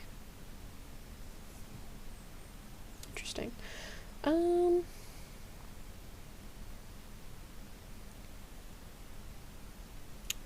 Go in order, I guess, by west. It has 2 planks assigned to a single post, most of them nailed with rusty steel. Or both of them nailed with rusty steel. The lower sign is divided in 2 halves. The left edge is engraved with 4 simple shapes, squares with roof-like lines hanging above them. The other edge bears 2 engraved piles, one made of horizontal rectangles, the other of inexact circles. You don't recognize the letters between the 2 piles. The upper plank is covered by 2 short words drawn in white paint, and right below them an engraved vertical rectangle with an hourglass. Okay. East. The long plank attached by rusted iron nails is almost empty. It bears no words, only a single picture painted with great care. It portrays a city-like gate with a watchtower to its left and right, and a couple of small conifers growing beside and partially behind the towers. North. It's attached with nails made of pointy carved bones, and divided into 3 sections covered with small engravings. The part on the left has 3 large squares with roof-like lines. Oh, this is the one Oh, no, it's not. No other words or pictures. The one in the middle has only 1 square, but also a simple horizontal symbol of a fish and a short word beneath it, which you don't recognize. The image on the right has 2 roofed squares, but also 2 other images you recognize easily, a deer and standing barrel. Search the area. The thicket doesn't help. You notice the remains of berries and pears, but most of them are already rotting, spread close to the wooden stools at the side of the road. The nearby creek is not impressively deep, but the beaver dam, for some reason taller than you, makes it wide and waters the surrounding soil. A few steps away from the southern signpost, you find something sticking out of a shrub. It's a moist plank covered by fungi. You try to move it with a stick and gloved hand. LMAO, Spiny, leave me alone. After a minute or so, you confirm it's an abandoned sign, covered with green letters and colorful pictures of flowers and trees. Let's find out where it used to be attached. Southern post. Okay, interesting. So the village we just came from is from in the south. There's definitely something really fishy going on there, because this signpost I think was supposed to be for there. Yeah, colorful pictures of flowers and trees. Interesting. I wonder if it used to be for the village that's destroyed now. Anyway, I think we should head north more. Some parts of the road lead uphill, some down. The forests are lush but not too dark. The few foraging deer and boars keep their distance, and the birds are disinterested in your presence, singing cheerfully and preening their feathers. Sounds of an ongoing hunt reach you from the east, but none of the nearby creatures seem bothered. Once you get further north, the colorful meadow reveals tall hills from the other side of the stream, but the road leads through a valley. There's a gentle plume of smoke coming from one of the mountains in the west. It doesn't look like a place on fire. Maybe there's a settlement in the mountains. Interesting. So, western mountains. I think that's the monk thing where I could maybe find a potion. The road leads to a gentle creek filled with the buzzing of flies, mosquitoes, and gnats. You don't spot any critters among the tall meadows, tree branches, or rocky slopes. Seeing the shapeless, dark vortex of wings, Icy snorts. I'm currently on the southern bank. Let's light a torch. You move away from the creek, get on your feet, and unpack the tinderbox, wooden stave, and a set of rags, as well as oil. After you assemble a torch, you sit down on the ground, preparing the flint and the linen charcloth. Decades ago, before the southern invasion, people used fire strikers made of thick steel, but all you have is a cube-like piece of harsh pyrite. It's not ideal, but good enough for a couple of sparks. Holding the fire, you get back in the saddle. You swing your weapon left and right. There isn't as much smoke as you expected. Let's put it to the test. Once you get closer to the ford, countless creatures beset you, filling your eyes, mouth, and nose, hitting you like a squishy, buzzing hail. You ride forward blindly, instantly forgetting about your preparations, trying to get out of there as fast as you can, but the insects are sticking with you for much longer than the smoke.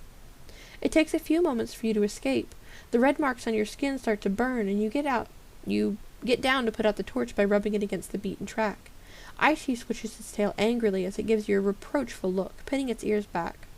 Unless you find an easier way to protect yourself, the insects will keep slowing you down. Okay, well. That was annoying. We'll, maybe ride through really fast when we come back south. For most of the time, you're surrounded by yellow meadows. The trees on your left get sparser, while the few lonely birches on your right still bear signs of tapping, marked with fresh knife cuts, tied with cord. Some of them still carry wooden vessels as if they were simply abandoned, maybe last spring, maybe before that. A few of the trees are already dried out, and the winds manage to knock them down. As you get closer to the crossroads, the ground gets muddy. The beaten path avoids the wetlands as much as it can. The screeches and hisses mix with the sound of buzzing insects, and you reach a small pond. There are signs of blood on its bank. The air is moist and heavy, and there is a hint of rotting meat to it. May still be early, but it's better to avoid the bogs when nighttime approaches. They rarely have fine roads. Bogs are darker than forests. Local creatures start their hunt up to an hour earlier. Okay, so we should get out of here pretty soon. The trees and bushes are sparse here, growing from the barren grasslands. Some of them bear late summer fruits. A group of wayfarers has spread around the broken signpost and the abandoned cart.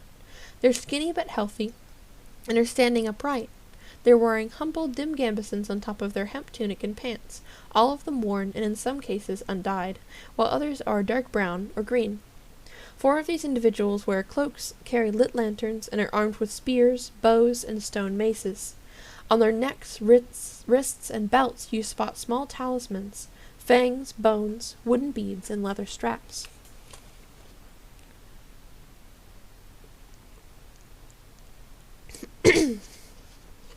There's also the 5th figure, standing a bit to the back, with lowered shoulders. Unlike the others, they're hooded and in such a manner that you doubt they can see anything other than their boots. Their clothes are shabby and torn, but your eyes mostly turn to their club, a bough as long as the owner is tall and as thick as a leg, resting with one end on the ground. As you get closer and the person raises the weapon with just one arm, another traveler gestures for them to stop, and they do so right away, freezing in place. I stay in the saddle just in case. The man behind the gesture doesn't approach you, just nods. Bogs aren't safe for us. Bah, even less a stranger. Says even fall and far from roofs. Better keep moving and you'll find an inn soon. You try to digest his thick accent. He's broad-shouldered, with a large belly, but the scars on his face sculpt an image of someone who's earned their share of food with many skirmishes. He doesn't reach for his weapon and pushes one of his companions closer to the cart. She kneels by an empty box and looks inside. The man observes you with little curiosity, holding his lantern high.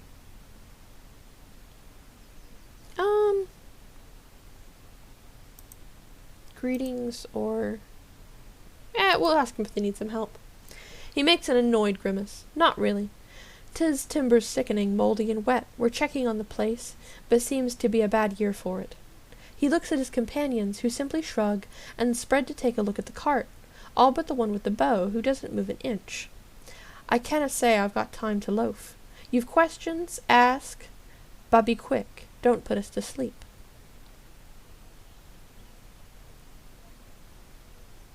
Are you from around here? Very much so. And you're new to these roads? You know our home? Maybe. Oh, I don't know what the name of their village is. Old Forest Garden. I don't think they're from Howler's Dell.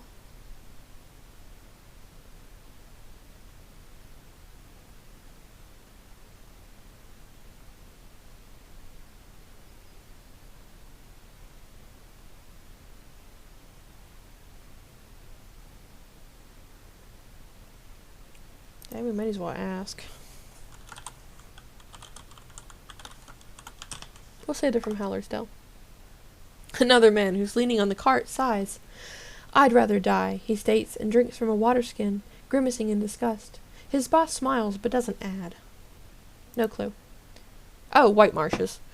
'Tis there. He looks at the crossroad leading east. An old place. Plenty stories there, but they rarely reach the ears of strangers, especially these days. How can I reach White Marshes? 'Tis not so hard. If you have bones or food with you, ride down the road, turn left, and take a gift to the Thyrsus, the warden of our peat fields. He'll open the creepers for you. Seeing your look, he carries on. They're on the right path, one that will take you to the village. What are you using peat for? What else? Fuel, bricks. We used to sell it. Some plants need it in soil. How's your village? 'Tis home. He starts to play with his spear. As much a home as the bogs can be. Beasts are smaller than in the woods. Water's the real threat. Why marshes when it's set at the bogs? Swamps, quagmire, slows, who cares? As long as the peat's under the grass and sorries in the ponds, it's our lands. Is this your cart? In a way, my neighbor's. Then you hear one of the women proudly claiming that it belongs to her uncle, but the man doesn't allow you to dig into the topic. We used to carry wood and plants from here to the village. Bah, eventually there's not a thing to carry, and 'twas left for another day. Trash now. I saw an abandoned wagon. Oh, thought it may be connected. After your short tale, the man moves his sealed lips left and right.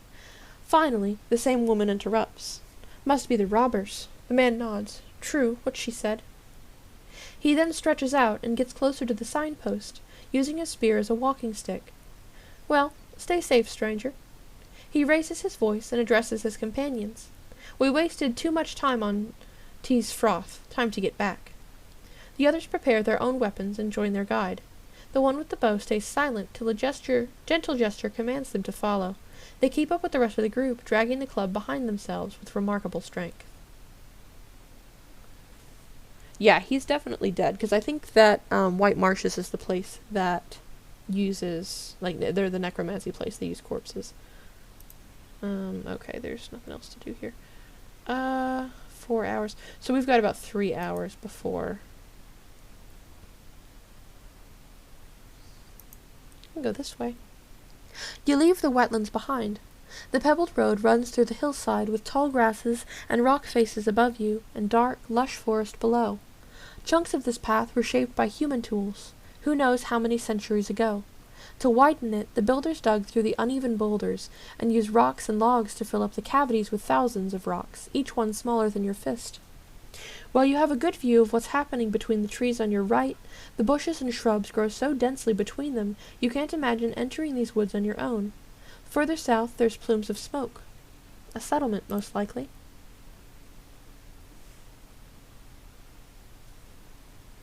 At the top of the hill you reach a stone wall, a quiet place, with no smoke coming from behind it. You look outside and see a glimpse of a peaceful ruin. While the main road is beaten and easy for hooves to trod, the destroyed gate and the remains of the front yard have almost been reclaimed by the short grasses. You seek any suspicious movement, but the place seems to be free of inhabitants larger than a falcon. The air is fresh, and the wind shakes the tree crowns gently. I enter the yard. The hamlet could be a hunter's shelter, a military outpost, or a storehouse for traders, but you spot no fresh human trail. The damaged door and gate are years old, soggy and moldy, and judging by the squirrels, birds, and animal feces you see in the grass, this place is but part of the wilderness. The roof collapsed only a few years back, turning into food for mushrooms.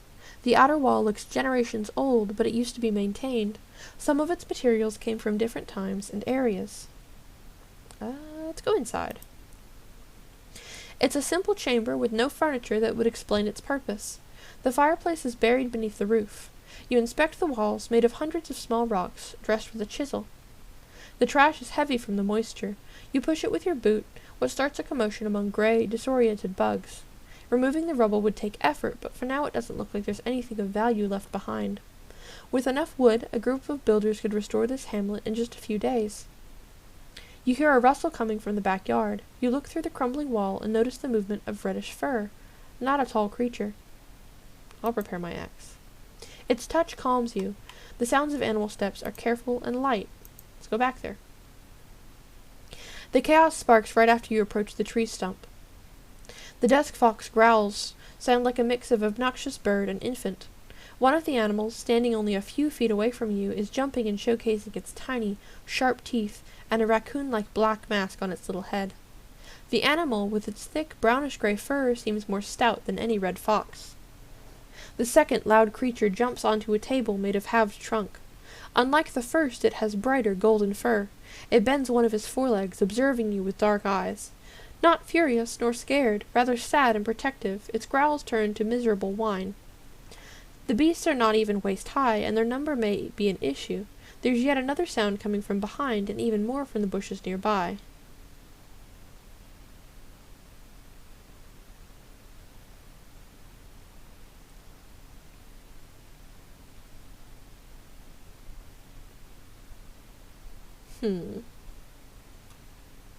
Protective. I mean, I'm obviously, like, invading their territory, probably. Too late to do anything about it now, although I am at... I'm so low health.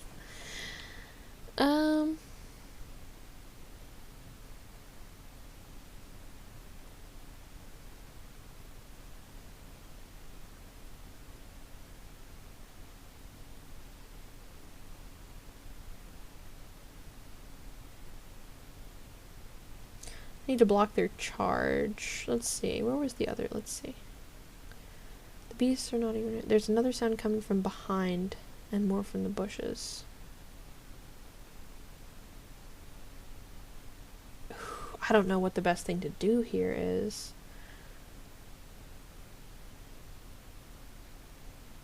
I'll cut one. You dash forward, surprising the fox with your speed.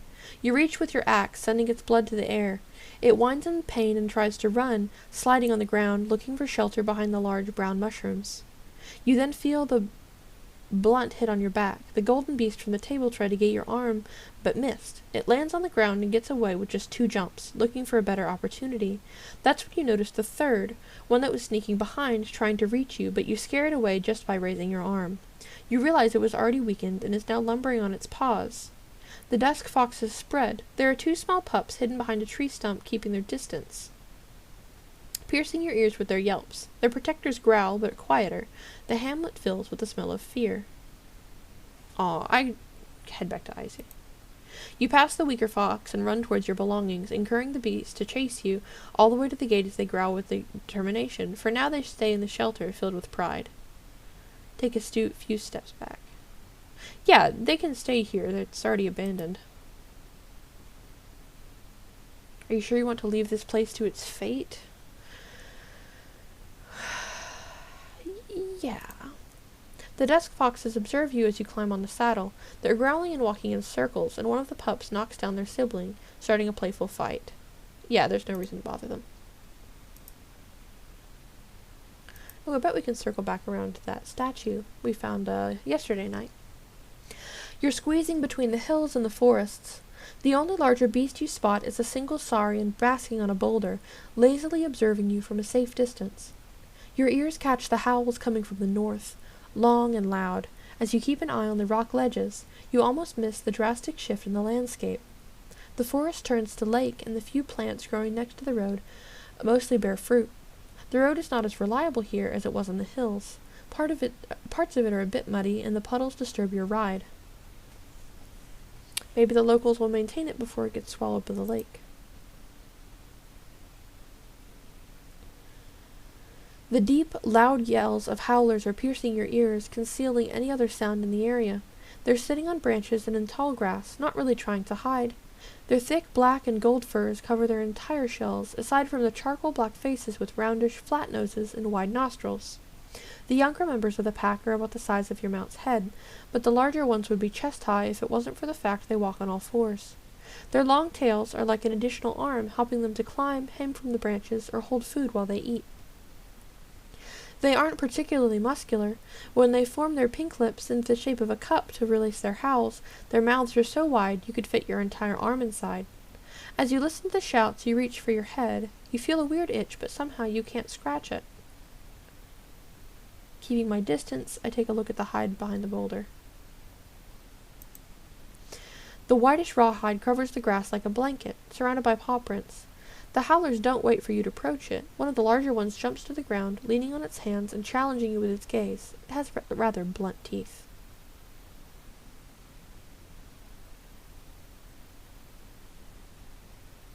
I can... Oh.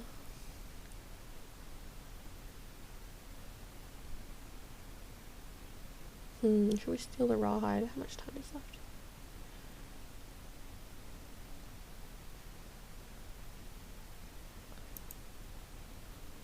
Can I just go? Yeah.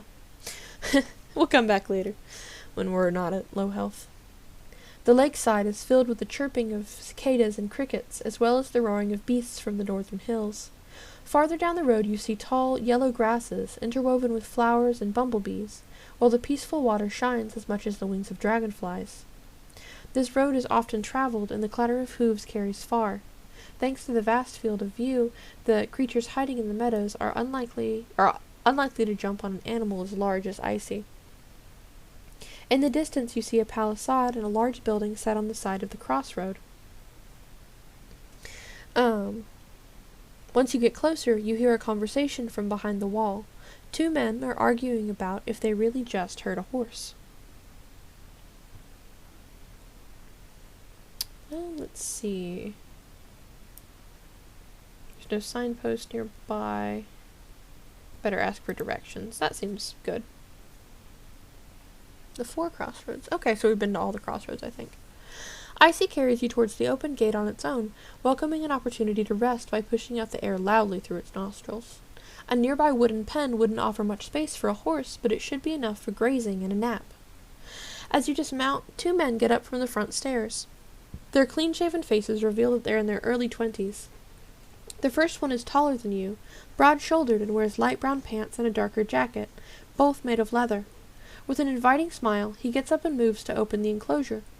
His steps are heavy and slow, but every movement is marked with care, ensuring you won't knock down anything or anyone. The second man looks as different from his colleague as the sun from the moon. He's unusually short and wears a heavy cloak made of black fur, so large it should cover his entire shell. He opens the door of the building, hides his hand, and peeks into the room. Foggy, his voice is shrill and unconcerned. A messenger come. Take off some of my bundles and let my horse rest. A hanging barrel sways in the wind, marking this place as an inn or tavern. The building resembles a merchant's house from Havlavon, whitewashed with oiled, elegant wood beams. The fragile walls are high enough to avoid floods and snow, but you have no doubt that a troll or even a pebbler could easily break through. The palisade is short, has hardly any support, and has no walkway for the crossbowmen, hardly enough for even a makeshift hamlet. Yet it's the open harbor that makes you uneasy. Aside from the fish, any creature, aquatic or not, could walk into the yard undisturbed. The path is covered by paw prints and claw marks. Better not leave Icy outside during the night. Speaking of which, we've got... 3 hours before dusk. A black and white bird swoops into the water, flaps its wings, and takes off with a silver twitching creature in its talons. The large man clears his throat. And what have we here? Coming from afar, friend? And are there now horses and howlers? His voice is stentorian, close to a shout. You vaguely recognize his accent as one found at the city harbor.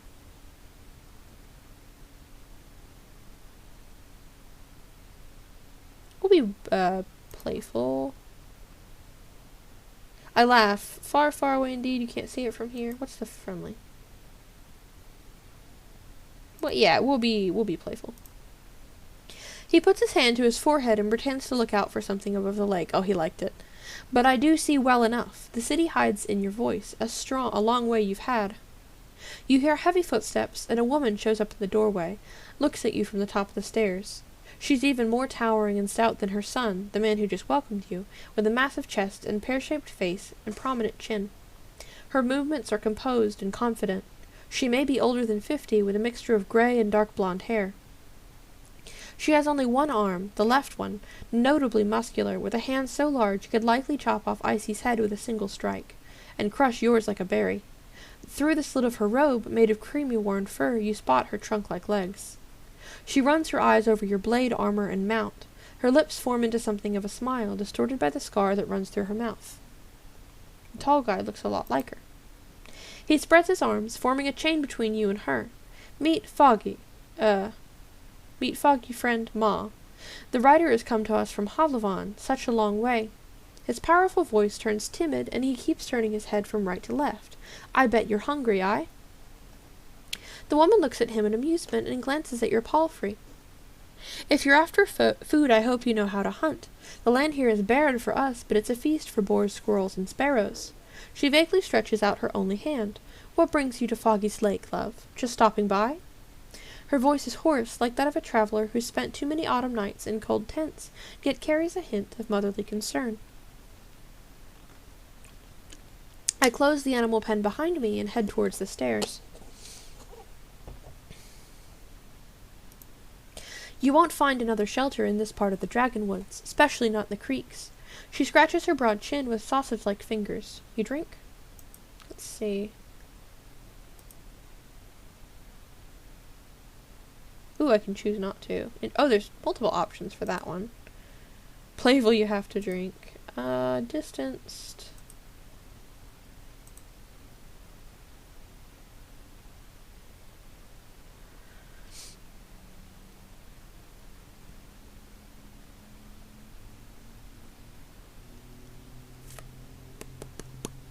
She's kind of motherly. I could choose a vulnerable option. I haven't chosen one yet.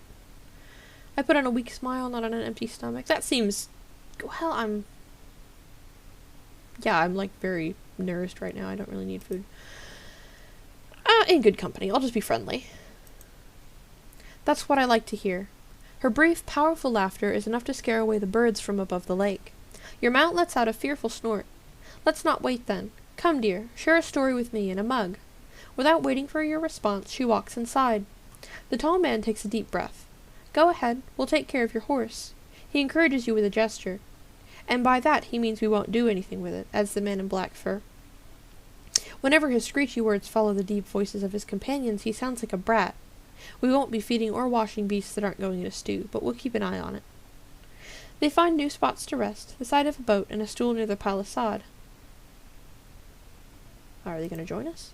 The large man chuckles. We don't have any guards. We need to stay sharp. No drinking, no leaving valued possessions behind. He nods towards your horse. We'll feast in winter, when we get a break from this place. I nod and go up the stairs. Oh, that's cute. We can see in the house. The narrow, segmented window shutters let in not a lot of light, without letting the beasts inside. The air is humid, but carries not a hint of putridity. The heels of Foggy's boots make her steps thunder, even though the planks don't creak. Make yourself at home, she says without looking at you, heading to the trapdoor in the corner. I'll just grab a little something. Your ears catch the screeches of hunting birds and the wind that leaks in through the windows, but other than that, the room is quiet. Investigate the main hall. The room is crammed with stuff. The bear pelt on the ground would be a nice resting spot, but the place doesn't look like a real home. No chests or cabinets for clothes, no toys or tools for simple crafts that would fill the time during rainy evenings. Living with so many windows in winter would be a struggle. One could clear this place one morning and move all that's worth saving into a single wagon. The only things of exceptional value are the cauldron, made of pricey steel, and the hanging head of an insect-like monster. Its mandibles don't move, the dim eyes seem intact, and its armored head tells of a long story of survival through scratches and cuts. Look where the ladder leads. You climb up the simple rope ladder and reach the attic. It smells like a haystack. The floor is covered with animal furs, bags, and clothes. There's a soul sitting in the corner, a bearded man in his 20s, who has only his right hand. Though unlike the tavern keeper, he has kept the rest of his arm. His sleepy eyes observe you without a word. After he greets you with a nod, he starts to put on his boots. I'll check the basement. The meager light hinders your view. There are dozens of barrels, sacks, stone tools, bowls, and pieces of roasted fish or bird meat. Foggy notices you but doesn't say anything. She looks for something among a bunch of bottles. There's a couple more animal trophies placed on top of the barrels and leaning against the walls. Fangs, claws, monster heads, and a lizard skin. Quite a collection.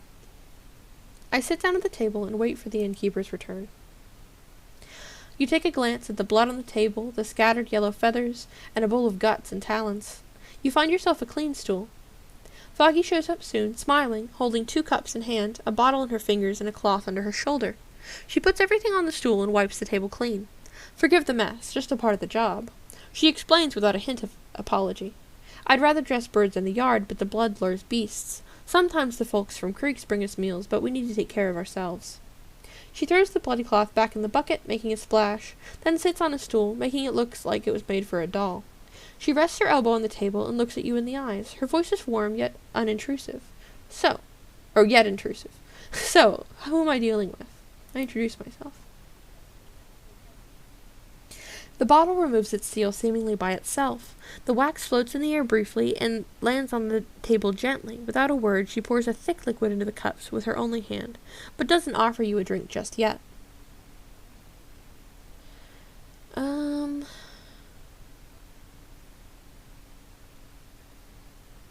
I was hoping to find work. Yeah, that seems to be where we're at. Her grin makes you think of a hungry wolf. To me, you sound more like a mercenary than a Roadwarden, but we speak in the same tongue. You'll find work around here. She cracks her knuckles just by clenching her fist, and relaxes her hand, observing her fingers. I may have a small job for you, love, and the boys outside want to hunt. Ask them about it if you want to join them. Just be sure you have something to defend yourself with. She points at your chest. Your jacket could use some work. Bion from Howler's Dell uses spider silk. She's like a mage with a needle. But the folks at Gale Rocks can also do repairs. She smiles. But I haven't seen any shield by your saddle. Better visit Gale Rocks and buy yourself one. She leans back, relaxed and confident. Why now? Go ahead, enjoy your drink. You raise the cup to your nose. You smell flowers, yeast, and hops. The liquid inside is golden at the edge, but resembles red amber in the center. It's as thick as herbal medicament. You take a look at your companion, seeking a hint of what's expected of you. In some places, people gulp down their mead, but your vessel allows you to appreciate the aroma. The huge keeper smiles and takes a sip. You follow her lead, allowing the drink to pass your lips. It's warm, hiding none of its subtleties. Drinking mead is a never-ending conflict between holding the taste in your mouth and savoring yourself from the tormentuous sweetness of honey. Yet the flavors of flowers are just as present, too difficult to capture just yet. Foggy leans forward with an elbow resting on the table. Well, for me, it's a lazy evening. At least the rains spare us, so nicely holding off till the evening.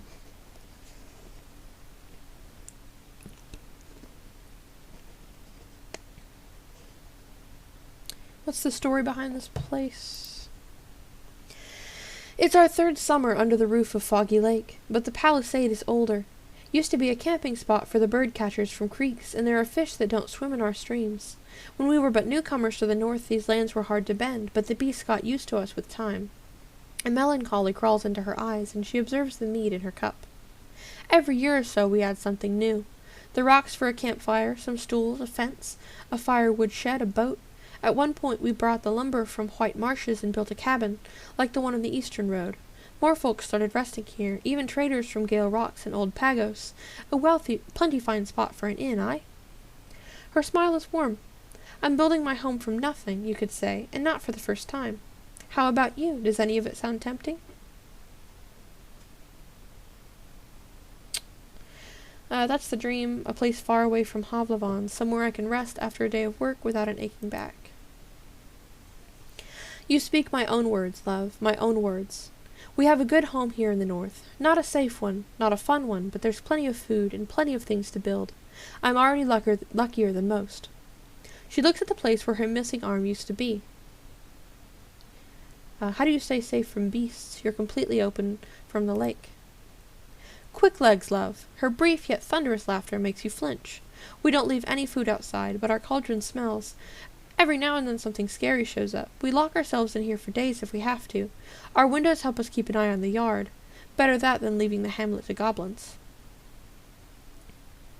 You mentioned that having no wall from the lakeside is quite a risk. She nods in agreement and takes another sip. We don't bring children and old folks around, but this part of the peninsula is not so bad, at least in sunlight.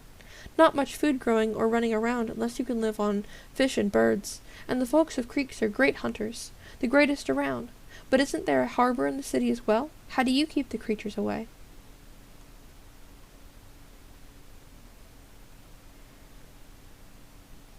Let's see.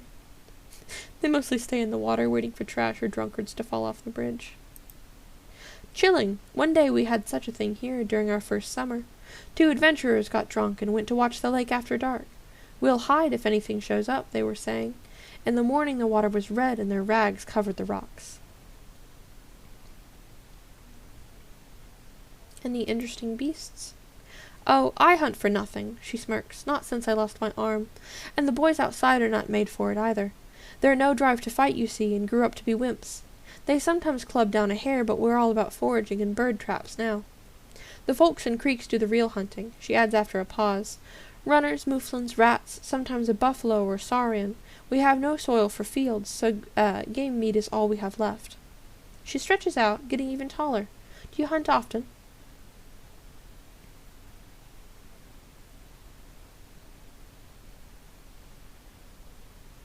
I don't enjoy killing. Seems pretty good for me.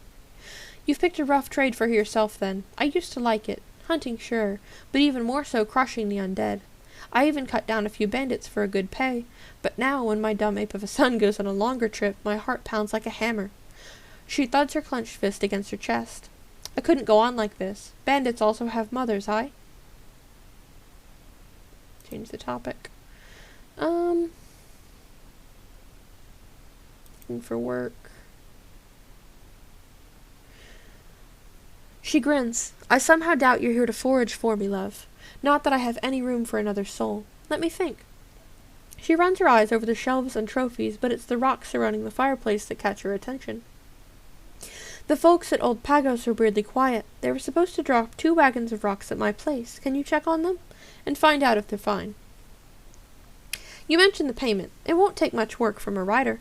You can get there and back in less than a day. Just ride west of here till you get to the crossroads, then another. Turn west and you'll find the village. I'll give you, let's say, a dragon bone. You mentioned it's not much, but she waves it off. A Roadwarden should get familiar with all of the villages anyway, right? Just do it when you have a chance, and I'll have more coins for you once you prove you can be trusted with simpler tasks. Can you tell me of Pagos?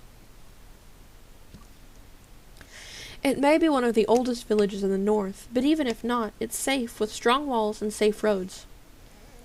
Their crops are weak, but for generations now they've been cutting stone and building for other tribes in exchange for supplies. Some time ago they tied themselves to the monks, and now they don't look kindly on those who don't follow the order of truth.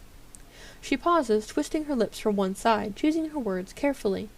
But they're plenty fine folk, true believers. Something lost in the city, not ones to deal in slave trade and pillage. I'll let you know if I learn anything. Necromancers. She rubs her chin. I don't like what they're doing one bit, but I can't blame them. The folks of the White Marches struggle, and they don't know how to protect their kids, elders. Arentus, their priest, she cracks her shoulders, a quiet man, but preaches like a zealot, always looks like he's on the verge of crying. She opens the door with a wave of her hand, letting in some fresh air. She looks at the lake. They used to trade in lumber, those from the marshes, till Hallersdale started selling their own trees for better price. The trade to marshes died, and so came the hunger. She looks at you with an unclear grimace on her lips. You may judge them, but at least their preacher gave them hope, even if it is tied to black magic. Could I spend a night or 2 under your roof? She approaches a window above the table and looks outside. Your beast won't make it easy for us, dear. She places her hand on the shutters. It's not a city inn. I don't cook for a smile. I don't work to feel noble. I allow folks to lie down there for free. She points to the bear fur with her broad chin. But that's about it. If your horse stays outside, it'll lure the beast to us, but if we move it here upstairs, it'll leave its droppings on my floor. She gets annoyed, even by the idea of it happening. If you want to rest here, love, be ready to pay with either coin or food rations, or to spend the night keeping your mount quiet and clean after it in the morning, will you? She steps away.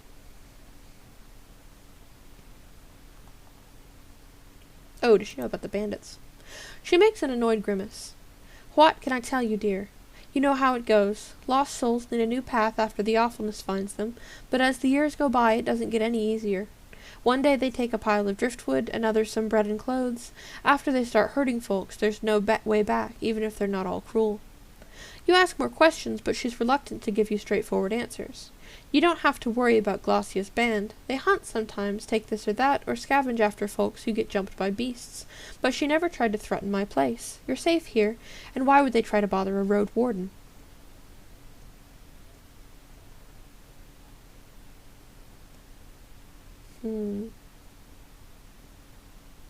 Some bandits are just desperate. Foggy grabs the dirty dishes and puts them near the bucket. Let's see, do I have...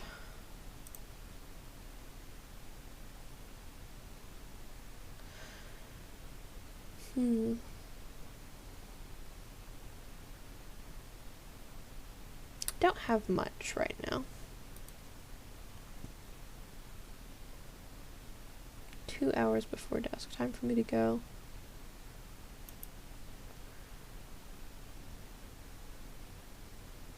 Wash in the lake.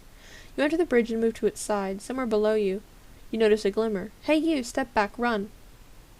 Even without thinking, you leap towards the yard. A long, teeth-filled mouth breaks through the water's surface, splashing it in every direction. It bites the empty place where you were just standing, while the front limbs, thick-scaled and ending with claws as large as your fingers, land on the wood. Once the saurian's yellow eyes notice you're outside its reach, it nonchalantly slides back into the lake. You hear laughter coming from the yard. The large forager who's wearing leather was running with help, but now stands with hands on his thighs, cackling without rest. The man in black fur, on the other hand, looks at you with worry. You see a hand kept beneath his cloak, as if he was reaching for something. What are you doing, I? The lake isn't for outsiders. I gasp for air and thank them. That seems good. He nods and gestures for his companion to cut it. They both move towards the gate. Once the man in black fur hears your steps, he nudges his companion and nods towards you. They put away the old noose traps they were trying to fix, proper for hares and small birds. The tall one spreads his arms, thundering his loud welcome. A Roadwarden, I guess we're going to see each other a lot. I'm Ian, and the short one here is Svi. The man in the black fur looks up, frowning.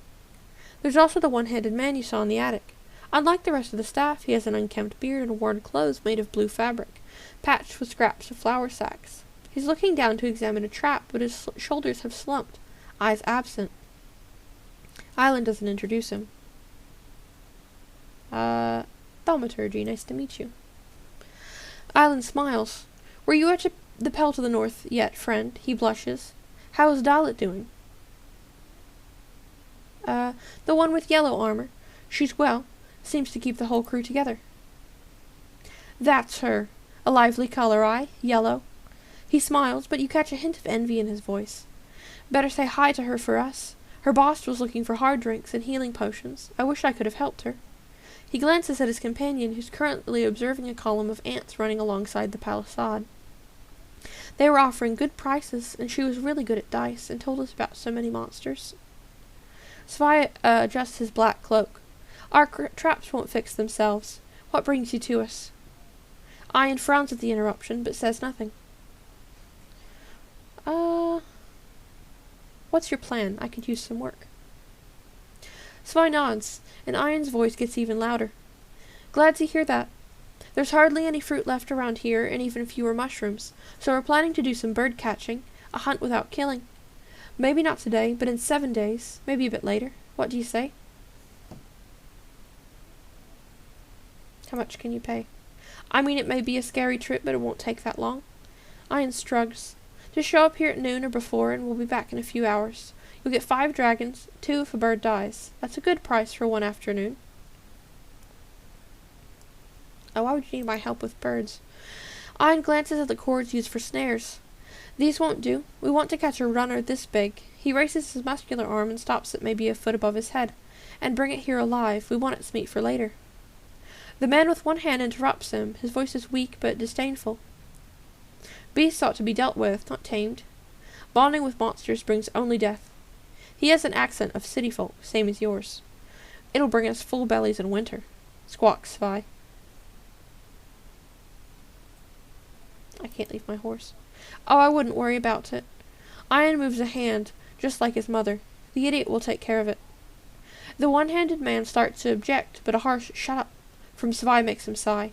His shoulders sag. Ian goes on. He's a loony when stumble over his own feet on a trip, but does what he needs to when told to, and you know he won't steal it. He hates animals. Fine, I'll be back in 7 days or soon after.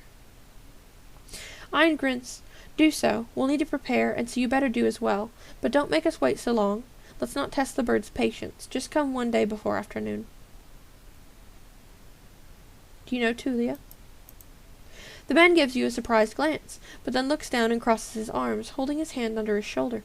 I'm a new man now. There's nothing that ties me to the army. You've crossed a great part of this land, greater than most. Have you seen anything unusual? He takes a deep breath. His voice is close to a whisper. There's fog in my soul. I was on the eastern road, hungry and sick, praying for the right to send its beast on me and save me from the pains of living. I remember the touch of fur and the breath on my neck, the claws pinning me to the ground. I was waiting with my eyes closed. Then I woke in the middle of the night, still feeling. I got back on my feet, walked until I reached the lights of this tavern, without so much as a bruise. Foggy may have no faith in her heart, but the right used her kindness to give me a second chance. Ian frowns at the man's words, and there's cautiousness in his voice. He may be crazy, but it's true he came here after midnight raving. Maybe the monsters don't like his scent. So you forgot everything? He hides his stump in the palm of his hand and curls up. I've seen a dragon eating a tree, an ape that tore away the head of a monstrous cat, and a wolf without fur that was quick as a lightning. Now leave me alone, evil spirit. Let my shame rest. He's shaking. Let him be, eh? Sly grunts at you. Nothing wrong about a man trying to forget. Ian rubs his chin. A furless wolf friend. I've heard about one. Our tribesfolk saw it in the heart of the woods. A nasty beast. Let's hope it won't find a mate for breeding. It charges at you like a runner and jumps right at your throat. He touches his neck. So even the hunters stay away from it. Too bad we've no crossbows. He raises his wooden club. Better to avoid the deep woods without one.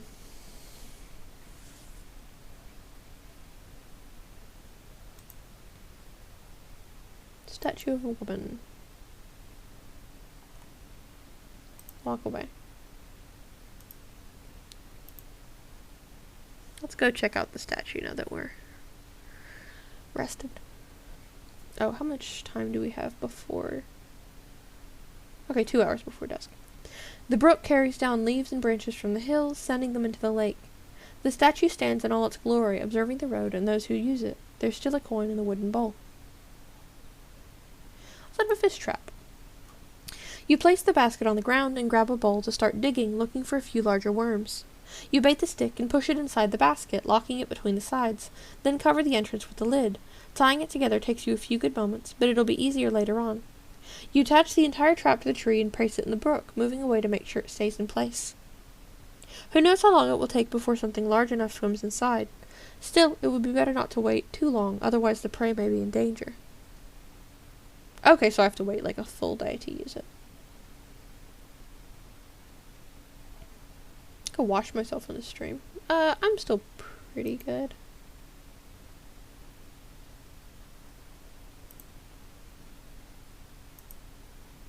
I need 3 pieces of bathing equipment. Okay. So I need more stuff.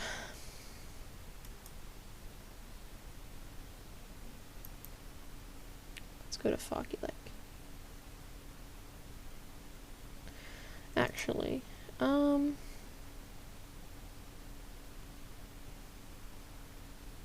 get here before 5 hours. Okay. 4 hours.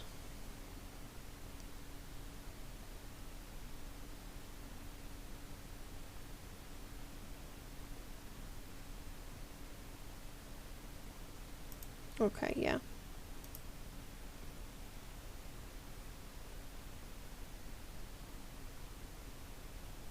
I spoke with Caius. I wonder why you decided to keep him around. Do I need a reason? Her amused eyes get thoughtful as she looks at the ceiling. He came here a poor soul in need, taught only how to use a spear and shield. I know how it feels, and to have all that is good taken away from you. She straightens and hits her chest with her fist. But so I know that new paths await us, with or without the help of others. Caius's legs may be buried in despair, but I'm ready to throw him a shovel once he asks for it. He pauses and looks through the window. Though these fantasies of his won't help him out anytime soon, they swallow his thoughts. I think that's supposed to be she pauses right here.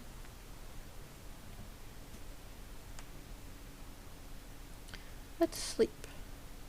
Okay, so main hall.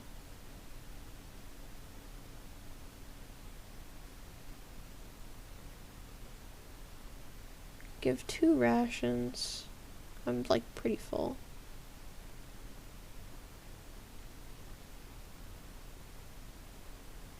Yeah, I think that's worth it because it'll give me 1 more heart. I really need it.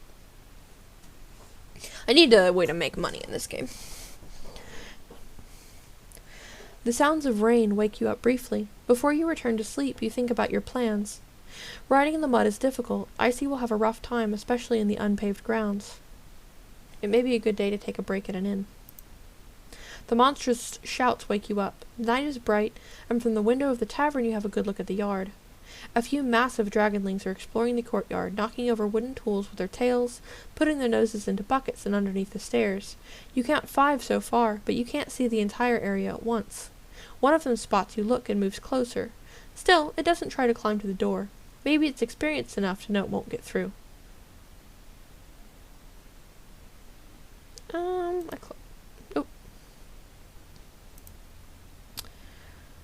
Close the shutter slowly.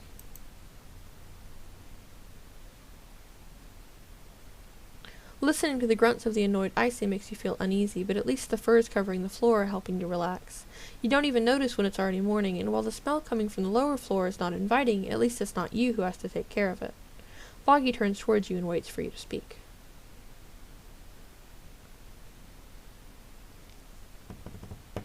Let's see. Does she know about Asterion? She looks at you a moment longer without the slightest movement. And why do you think he's here? Is he here? Her face darkens as she scratches her knee. Don't upset me.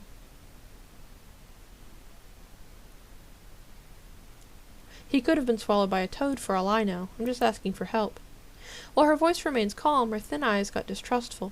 You've scared me a little bit. I don't want any nasty rumors. Sure, some of those who travel through Foggies disappear on the road, but it's a safe place. We don't hold slaves. She waves towards the trap door. You can check and see. What can you tell me about him? She rests her hand across her stomach, which you identify as her version of crossing her arms. A customer and an errand runner. What's there to say? Your additional questions don't get many more answers, and she brings up the man's looks and equipment, without adding much to what you've already learned from Tulia. He was paying with dragons, rarely bartered, she adds. That's what city folk do, seeking riches, locking themselves in a chamber, prisoners of their might. I smile, well said. Her chuckle makes you think of a wolf's growl. Last time she saw him. She glances at a window. Same as the others. In the late day of spring, we were waiting for his return. Me and all the villages. Then he moved on. I've no idea where he went. All the villages, you say? She turns towards you in the fierceness of a bear. It's what I said. Do jobs? She presses her tongue against her cheek and lips. Well, I'm not sure. He was bringing me news or delivering my messages. Sold me some stuff. Sometimes bought a thing or two. His life wasn't really that riveting. Just another mug guzzler sitting in the corner patching his clothes.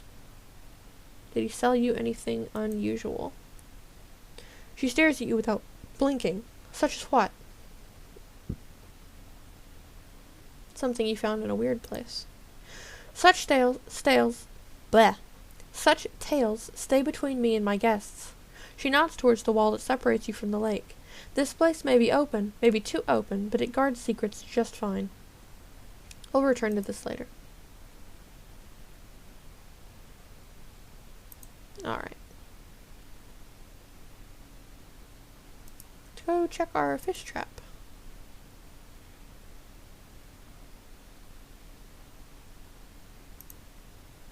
3 flopping fish inside. You prepare your axe and open the lid and reach for your catch. You stun the animals one by one, and with 2 careful blows on the top of their heads, finish them off with a knife, cutting underneath the gill plates. You spend another minute or 2 bleeding out the fish in the brook and cover them with a waxed linen sheet. You should eat them soon before they spoil. I'll set it again.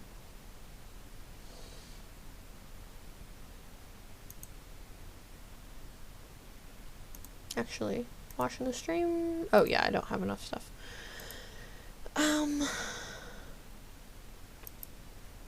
Oh yeah, we discovered this cabin and we couldn't explore it because the wolves were after us. The only tracks in sight belong to small critters. The cabin has no window, but a stubborn beast could easily burst in through the old thatch. The gust of wind doesn't move the door. A curious ibex observes you from the crag, but flees from your gaze. Let's check it out. You tether Icy to the supporting beam. Its curious eyes are tracking the crickets that jump along the grass blades. You stretch your limbs, adjust your armor, and reach for your axe. Eavesdrop. You sneak towards the door and crouch down. After maybe a minute, a quiet rattle comes from the inside, something similar to the sound of cracking knuckles. You peek inside and just barely see a small part of the dusty room. A large spiderweb is spread among the knocked-down furniture. Oh, there's like a noise. I may need my crossbow. You remove its protective case and plant the stirrup on the ground. You take a deep breath, pull the string until it locks, and load the quarrel. Aim at anything that moves. A spider looks at you from the center of the web. Its shell is larger than your head, and its thin legs are stronger than your arms. Its countless hair blends in with the walls. They're brown-gray cream. What do?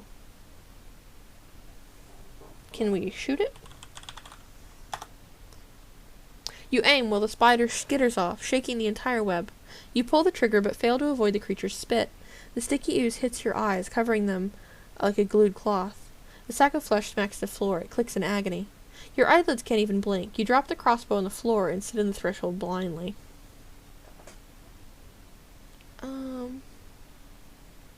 Remove it gently, maybe? The saliva clings tightly to your skin, but stretching it with your fingers helps. The eyelids are the worst part, but you're grateful for your reflexes. At least you still have eyes. You get to see the light slowly, then the shapes. The thing turns out to be gray and white. You stand up and look around. The room is covered with a thick single layer of dust. Getting through the web would be risky. A single thread won't stop you, but a bunch of them could grapple you for good.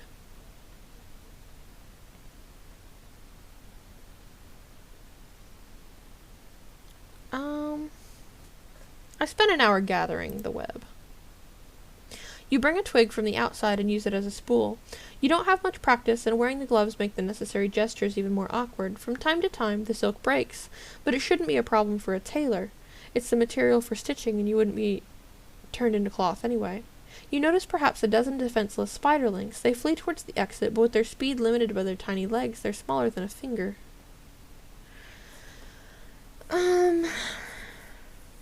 No, I can't spare spiders. Let's kill them. On their death, they make a squish. Let's throw the carcass in the forest. You put on your thick gloves and grab 4 spider legs at once. The corpse isn't heavy, so you drag it behind. You reach the bushes on the edge of the road, lift up the entire creature. The more you shake it, the more distracting the twitches of its legs get.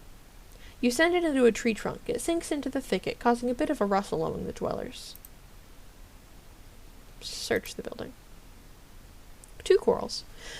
The chest hides in a few old water skins and inedible stale rations. Among them, however, you find 2 quarrels for a crossbow. The bones have no obvious owner, but judging by their age and the lack of skull or human-like hands, you doubt they could be awoken by the fogs. The boots, rugged pants, an old sticky tunic, and other scraps are cheap and hide no jewelry. The bowls and mugs are empty. Okay, so there's like nothing here.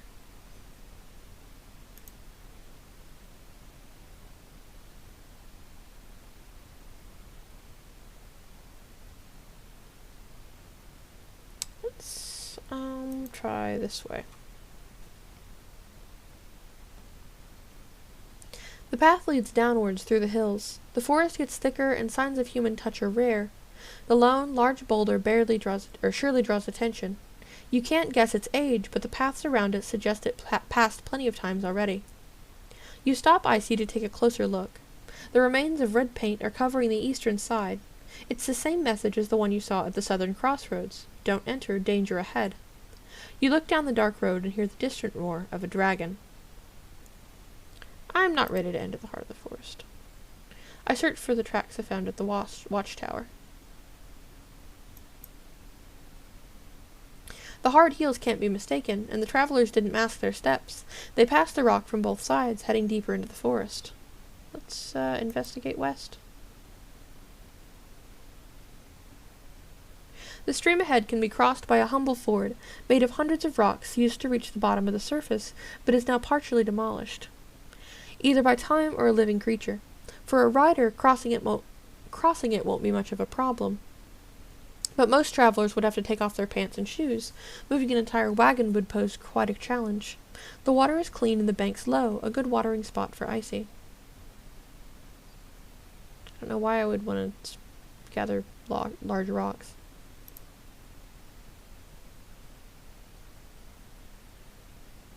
The colors of leaves range from green to purple and overwhelm you with shadow.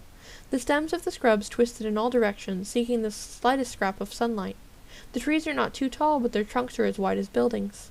The neglected road has been carved into the thicket, an inch at a time, a corridor of plants with a floor made of pebbles that give way to saplings and vines. From time to time, you pass by many turns, relics left by roaming dragons, unicorns, and trolls. Some of them are still used by beasts, boars, striped cats, or packs of goblins. The birds are sharing their songs, as cheerful as ever. When necessary, I clear any thicket in Icy's way. You reach a gap in the tunnel of plants. The meadow nourishes a lonely tree, growing in the shadow of a rocky hill surrounded by humble grasses. Near the tree roots, a wolf without fur is feasting on a human corpse, unaware of your presence. Leave this place. We already heard about that guy. No point in dying in the middle of nowhere.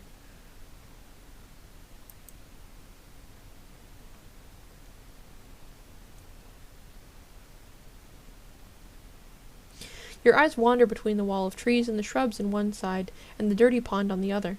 The road itself is wide, covered with soggy logs that keep the ground from turning into mud.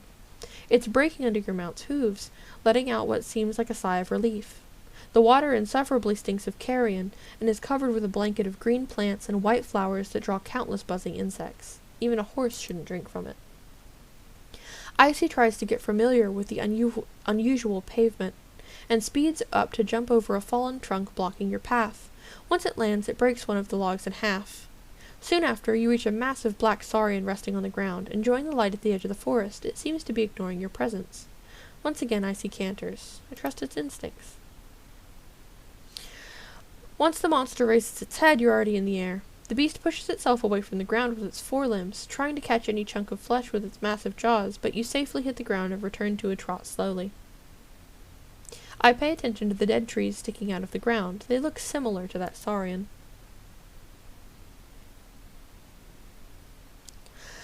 The road is bright, empty, surrounded by sparsely growing trees, gentle hills, and meadows. It leads you to a cairn, a pile of rocks ranging in size from your abdomen to your fist. There's also quite a few tiny pebbles. A narrow, hardly passable trail leads south, but likely won't survive another year without travelers. Let's look for... Ooh, a rod for Eudosha. You look for snakes at the grass, grab the reins, and climb uphill. Through the sparse flowers and grass are as green as a merchant's dress. The few trees you pass by are healthy but unremarkable, more like shrubs with trunks. You get a nice look from the top of the hill, but even from here you can't see the tips of the trees to the north and south. You're surrounded by the walls and blankets of greenery. Prepare the rod. You allow Icy to graze and step onto the lower branches, getting up quickly. You lean your weight against the dry bough, holding the bronze rod in one hand and tying it with the other. In no time, you land back on the grass.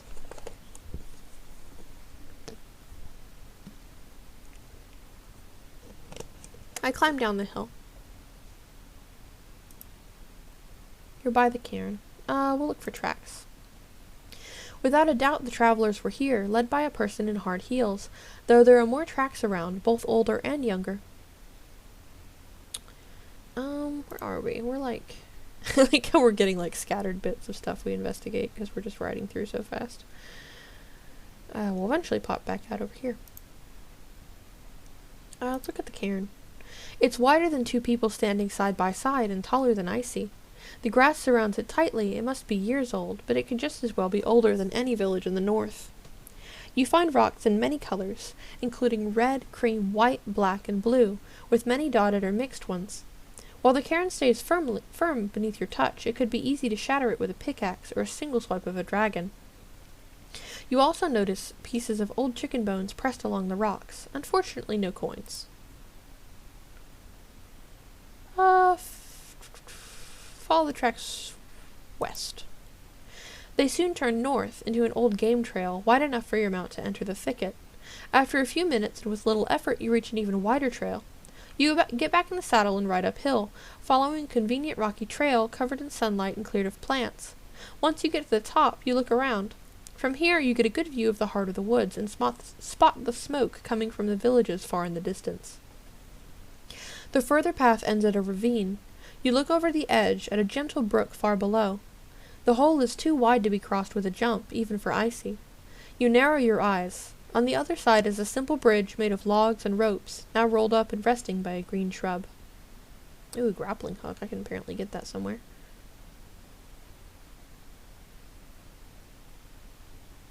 We'll turn around. I'll come back with better tools.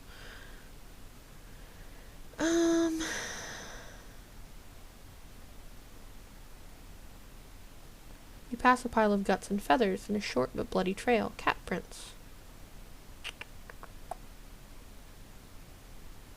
Continue my journey. Since I'll be coming back here again. Every minute or so you get lost in the dense woods. When possible, you stick to the remains of the beaten path, clearing the overgrown thicket that blocks your way, but it would take many more travelers to sustain such a trail. The land around you may lack greens, but is far from being empty. The fallen boughs and dead stumps are slowly devoured by ants and mushrooms, a web-like labyrinth of wooden walls, while the white termites, larger than your hands, continue their never-ending march. Their guards notice your presence, but simply form a wandering line in front of their workers. The trees are taller than the temples in the city, with trunks resembling the legs of giants. The shadows they cast are like a carpet, and the few beams of light nourish the sparse bushes and ferns, the only plants that aren't choked by the rotting late summer leaves, shaped like toothed squares as large as your face. Now that I'm more familiar with this part of the forest, I may be able to find a smoother path.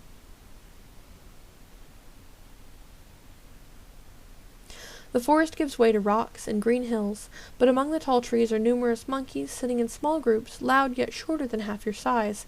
They distort the green leaves with red, brown, white, and blue fur. As you approach their territory, their excitement grows. They climb up and down the trunks, sway on vines, jump between branches, or hang down, putting to use their long tails. They throw at you countless angry glances and grunts, but also cones, branches, and chestnuts. A piece of their fresh feces lands close to Icy, but the pack's aim is rather miserable. I'll just ride forward. You try to shield yourself with your cloak, but you enter an avalanche of missiles. One of the rocks painfully hits your arm, but your gambeson is in great shape and softens the blow. Soon after that, your shoulder blocks something from reaching your forehead. You rush Icy, who's more than happy to follow your command. The monkeys follow, swinging between the trees, until you reach the edge of their territory, letting out triumphant shouts. Let's get out of here.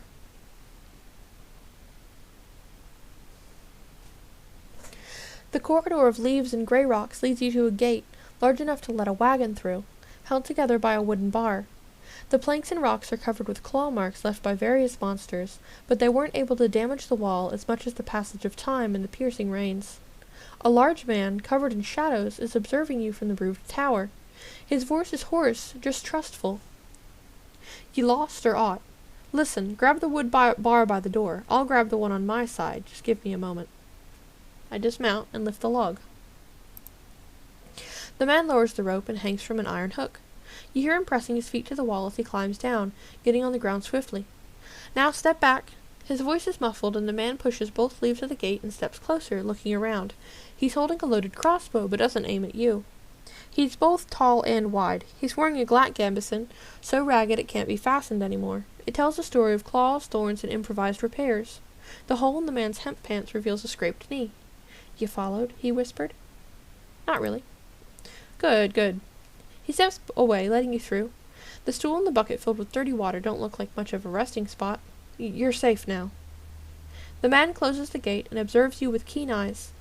It's hard to tell his age through his exhausted, sleepy eyes, short unkempt beard, and bandage horizontally crossing his ears, and the spot that used to be his nose. There's clotted blood in his brown hair, and mud on his clothes and brown neck. Despite all of this, he's a huge shell, with wide shoulders and thick legs. Now, how are you alive? He still holds his weapon, but doesn't aim at you. I don't know your mug. Let's see. Good time to get you to know each other.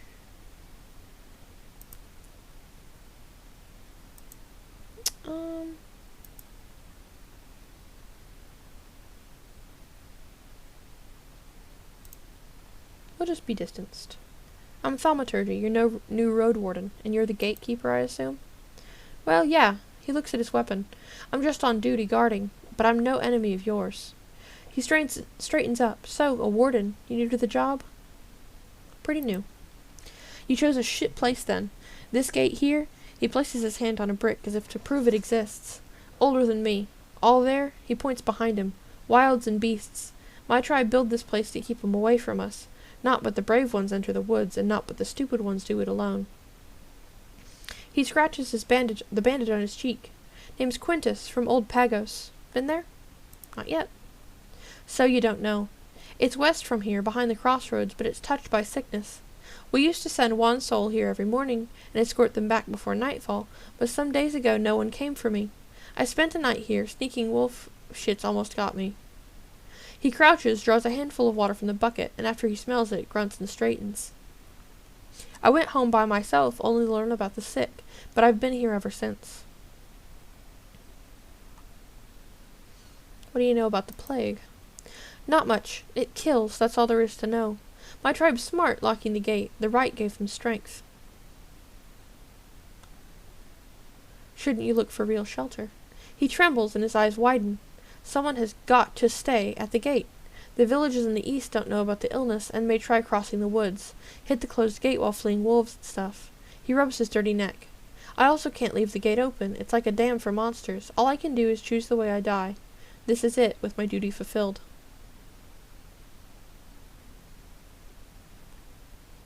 Surprised you survived for this long. If you can call it surviving. I call it potions. His chuckle makes him wince in pain. He puts a hand on his stomach and leans away.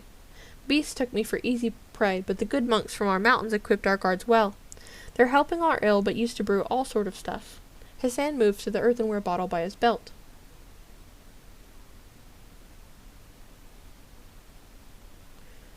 He could spend the night in one of the villages. He adjusts his jacket by shaking his shoulders, making the buckles jingle. I'm not a beggar, and the villages in the north won't help me for more than a day or two. I've no dragon bones, just this little ibex. He pants his crossbow. Old Pagos is itself. We don't look for kind folks. He thinks for a moment. I'll just wait. I'll get back home once the plague's done, or before winter. You look at his disfigured face. He may be a bit too proud, but he knows more about the locals than I do. He glances at Icy. You understand, I'm sure. Wardens are souls of duty. I really don't think I can ask him to keep the gate open. Well, you saw how it is. I could open it for ye. He touches his stomach and takes a deep breath. But I need you to give me aught first. You want? I'm hungry. Bring me from rations, maybe? Dried meat, apples, nuts, maybe. He sizes you up 6 meals. I'll help you with the gate. I'll bring you some food. Cool. Which I don't think I have. I got 3 fish.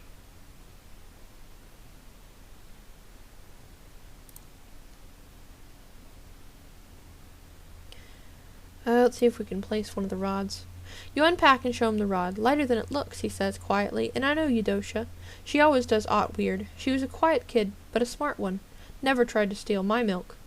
He hands it back to you and puts on an unpleasant smirk. But I'm doing naught for free. Let me guess. Bring me 7 rations, tasty ones. My people won't be happy I'm doing favors for a dissenter. I don't mean you. He clears his throat after seeing your look. I better get strong before I start making excuses, no?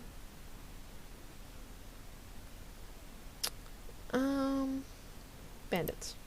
He scratches the bandage on his cheek. I only know there's one band somewhere, but not around. I never saw them. So you know Asterion. That's nice, but he hasn't been here in many days. You sure he's not dead? After you admit he very much may be, he puts a hand on his waist. Well, better to get ready to slit open my dragon belly in the wilds. Did he often travel through the woods? Sure, though on a different mount. He had a saurian, 4 ibexes long, 2 ibexes tall. It moves on 4 legs and jumps high and far. It's dark green like rotting leaves. That one time I was taking a piss in the shrubs, a styrian made the beast run up the rock face and jumped on that. He points at the hill. And they ran above the wall, landed on the other side, just like that. He snaps his fingers, his voice and eyes gain new vigor. Large and green? I mean, not everywhere. He points at his shoulders. It has red scales here and on the tail and, shoulders, I think. I don't know what to call it. You ask him for a bit about Asterion, but he has little to add. There used to be 6 of us, keepers. I saw him every now and then, but not that often. Why are you afraid of Glossia? He straightens up and gives you a long look. I don't know who you're talking about. So like to live here. He opens his mouth, giving you a puzzled look, and sets out a weak chuckle. What am I to say? We've got rocks. He taps the wall. Make houses, bowls, tools. We sell them too. We grow oats and broad beans. Ibexes give us wool and skin for monks. What do you call it? The one you ride on. He moves on when you mention parchment. Yeah, it's a good place. Beautiful old. Hill, that's what Pagos means. Old hill. When you bring up the monastery, his eyes get brighter. Good people. They came here on a mission, teaching us Wright's book. My grandparents were pagans, you know. And now we follow the river of truth. We keep to ourselves, but help others when they need us. But the road behind the gate. Oh, not much. His chuckle turns to a cough. It leads through lowlands, mostly woods and some ponds. It's dark and lethal.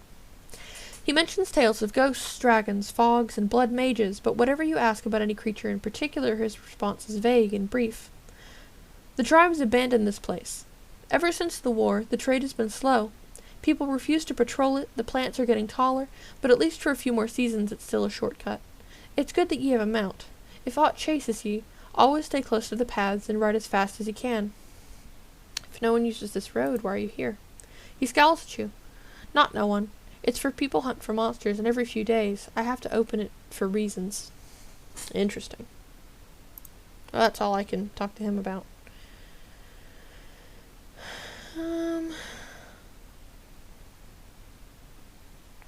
So we're back at the crossroads here. Muddy road says. Let's try going on the other side of this crossroads. You cross a clean, shallow, yet wide creek that runs south. Let's see, what is this? 3 hours before dusk? Okay. We'll probably finish up this day, since there's 3 hours left, and then I will wrap it up when we find a place to spend the night. Then follow the uphill path squeezed between the hills and the lush forest. You spend a good couple of minutes passing a haunting meadow filled with dozens, maybe 100 cut-down trees, now overgrown by bushes and grass. You can't think of another time you've seen a clearing of such a size. Seems dangerous. Locals are surely ambitious. I wonder how far they can push it. Once the clearing ends and turns to a corridor of trees and hills, you stop your horse. There's a monster in the middle of the road, reaching out with its long arms to grab and devour fruits and leaves from tree crowns, chewing them without haste. It's standing on its hind legs and leaning on a thick tail. As there isn't much hair on its gray skin, you see its impressive muscles. The beast is 3 times the size of a human, and while each move makes it slow, its long claws and the ease to which it breaks one of the branches make you think a single swing would be enough to pierce through your jacket, or just as likely, it would simply break your bones and send you into the air. Like most people, you know quite a bit about pebblers. Once they get used to an unfenced farm or forest garden, getting rid of them can be a huge issue. There aren't many blades to cut through their thick skin and bones, and a single mistake might put them into a furious charge, encouraging them to look for human dwellings they can tear down in revenge. The beast doesn't give you as much as a glance, but it doesn't move away. The best you can hope for is it's going to walk away on its own, maybe tomorrow, maybe later. I return to the crossroads. Okay, so it's just blocking anything that's over there.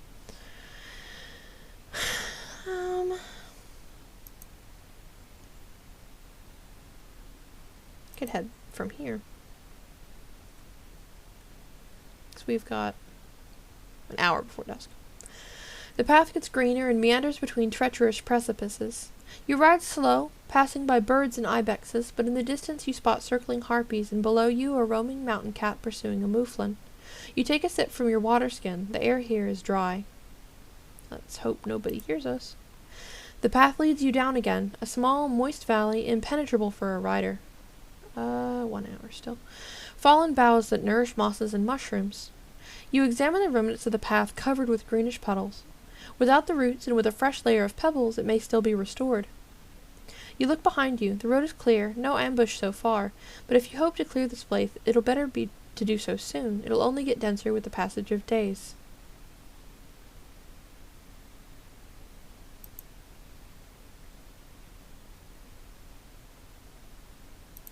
Ah, shit, have I wasted too much time? Oh, yeah, because we're in the swamp.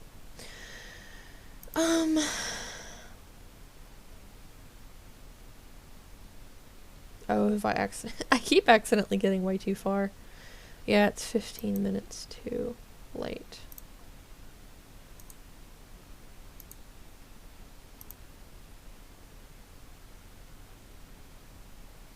Yeah, it takes a quarter.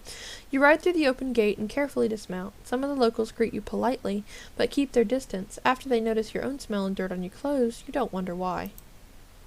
You spend a few minutes with Icy, but before you reach the square, someone clears their throat. You turn towards a man in his 50s with large hands, elegant beard, and no hair. The stable master.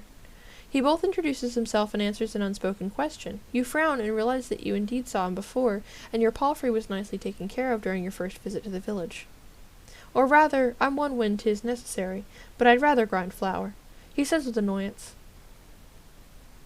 Do you need your beast waters itself, brings itself fodder from a storehouse, and cleans its own shit? Nah, takes time and hay. If this, he points at your companion, is not going to work for it, you better have a pouch at hand. You look behind you. The stables are not much more than an open shed with piles of planks, 2 donkeys, and a bunch of napping chickens. Would a dragon bone be enough? I'm broke. He scowls at you but points to an empty bucket. I fill the trough with water from the creek and make sure Icy's comfortable. You're wandering through the village. An old fisher is walking nearby, pointing at a tiny sparkling fish he's caught. You smell the pleasant aroma of ground herbs. Main square. It's getting dark and the inn is crowded and loud. The innkeeper lights up the rushlights. The workers drink and the guards are preparing for the night watch. If it wasn't for the presence of the creek and an uncanny lack of beggars, the place would feel like Hovlefun's marketplace. One of the tables is occupied by a dozen or so kids. None of them looks older than 12, and the youngest, too dirty to resemble either a boy or a girl, is about 6. They're surrounded by their playthings, a muslin on wheels, an elegant wooden sword, and a painted board covered with rocks, but they're bored and tired. Even though you only get a glimpse of them, the oldest girl notices your attention.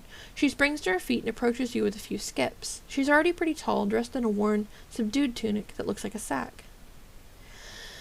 It would be rude to ignore her. I smile and ask what she needs.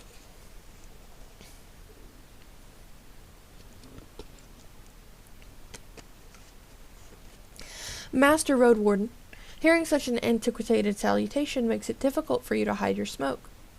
We hear. She points at her group, bored, oh so bored. She puts the back of her hands on her forehead, letting out a deep sigh. Please, master, tell us a story or two, for each traveler sees with different eyes. The last few words sound like an echo of an old tale. Yeah, we'll tell them some stories.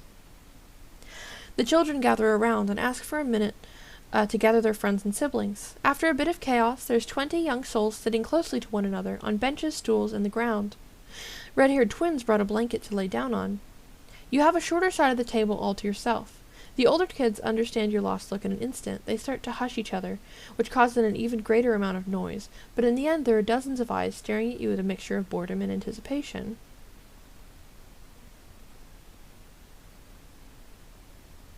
Ooh. Spicy adventure. The story takes quite a bit of time and at one point gets a bit cruel.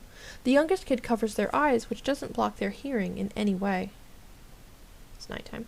As you get to the end, the tension disappears. The older kids clap for a bit, keeping their dignity intact, while the younger ones start to laugh and argue loudly about the best part of your tale. For some reason, 2 of the girls start to wrestle, pretending to be 2 of the characters you portrayed. Seeing this, the adults decide to intervene. You stand up and the children do the same to show their respect.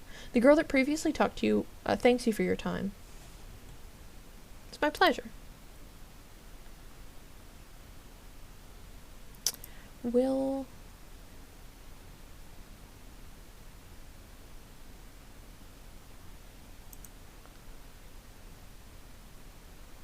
Yeah, let's give him some fish.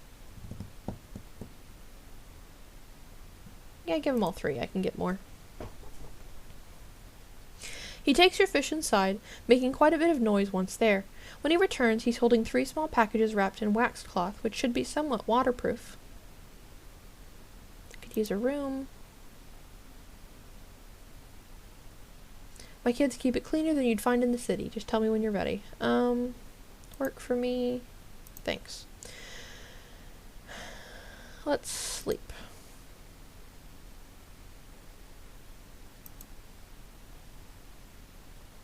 Yeah, we don't have any money, but we'll do this.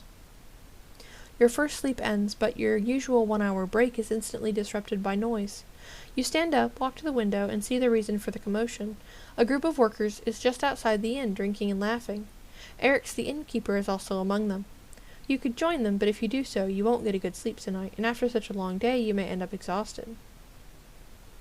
Yeah, we'll show him not an outsider. You lose track of time, surrounded by the smells of old ale and cold roast lamb. The excuse for having this celebration is the recent birth, the very same that was occurring when you arrived to the village. The young mother is exhausted, and this is the first one to leave. But more than 10 people stay, poking at her partner with kind-hearted jokes. Use the next week the best you can, says one of them. No sleeping for you after that. You may be a stranger, but your presence is welcomed with joy. The small talk is just as engaging as you'd expect from people who have already slept 3 to 4 hours today, but there's something pleasant about them sharing how parenthood stories and plans for the future. The humming of Howler's Creek and the lights in the dark make you feel as if you belong there, and that's a delightful illusion, especially if you're a group of strangers. At one point, you're asked about your own journeys, though you prefer to keep most of them to yourself. One of the hunters encourages you strongly to travel to creeks.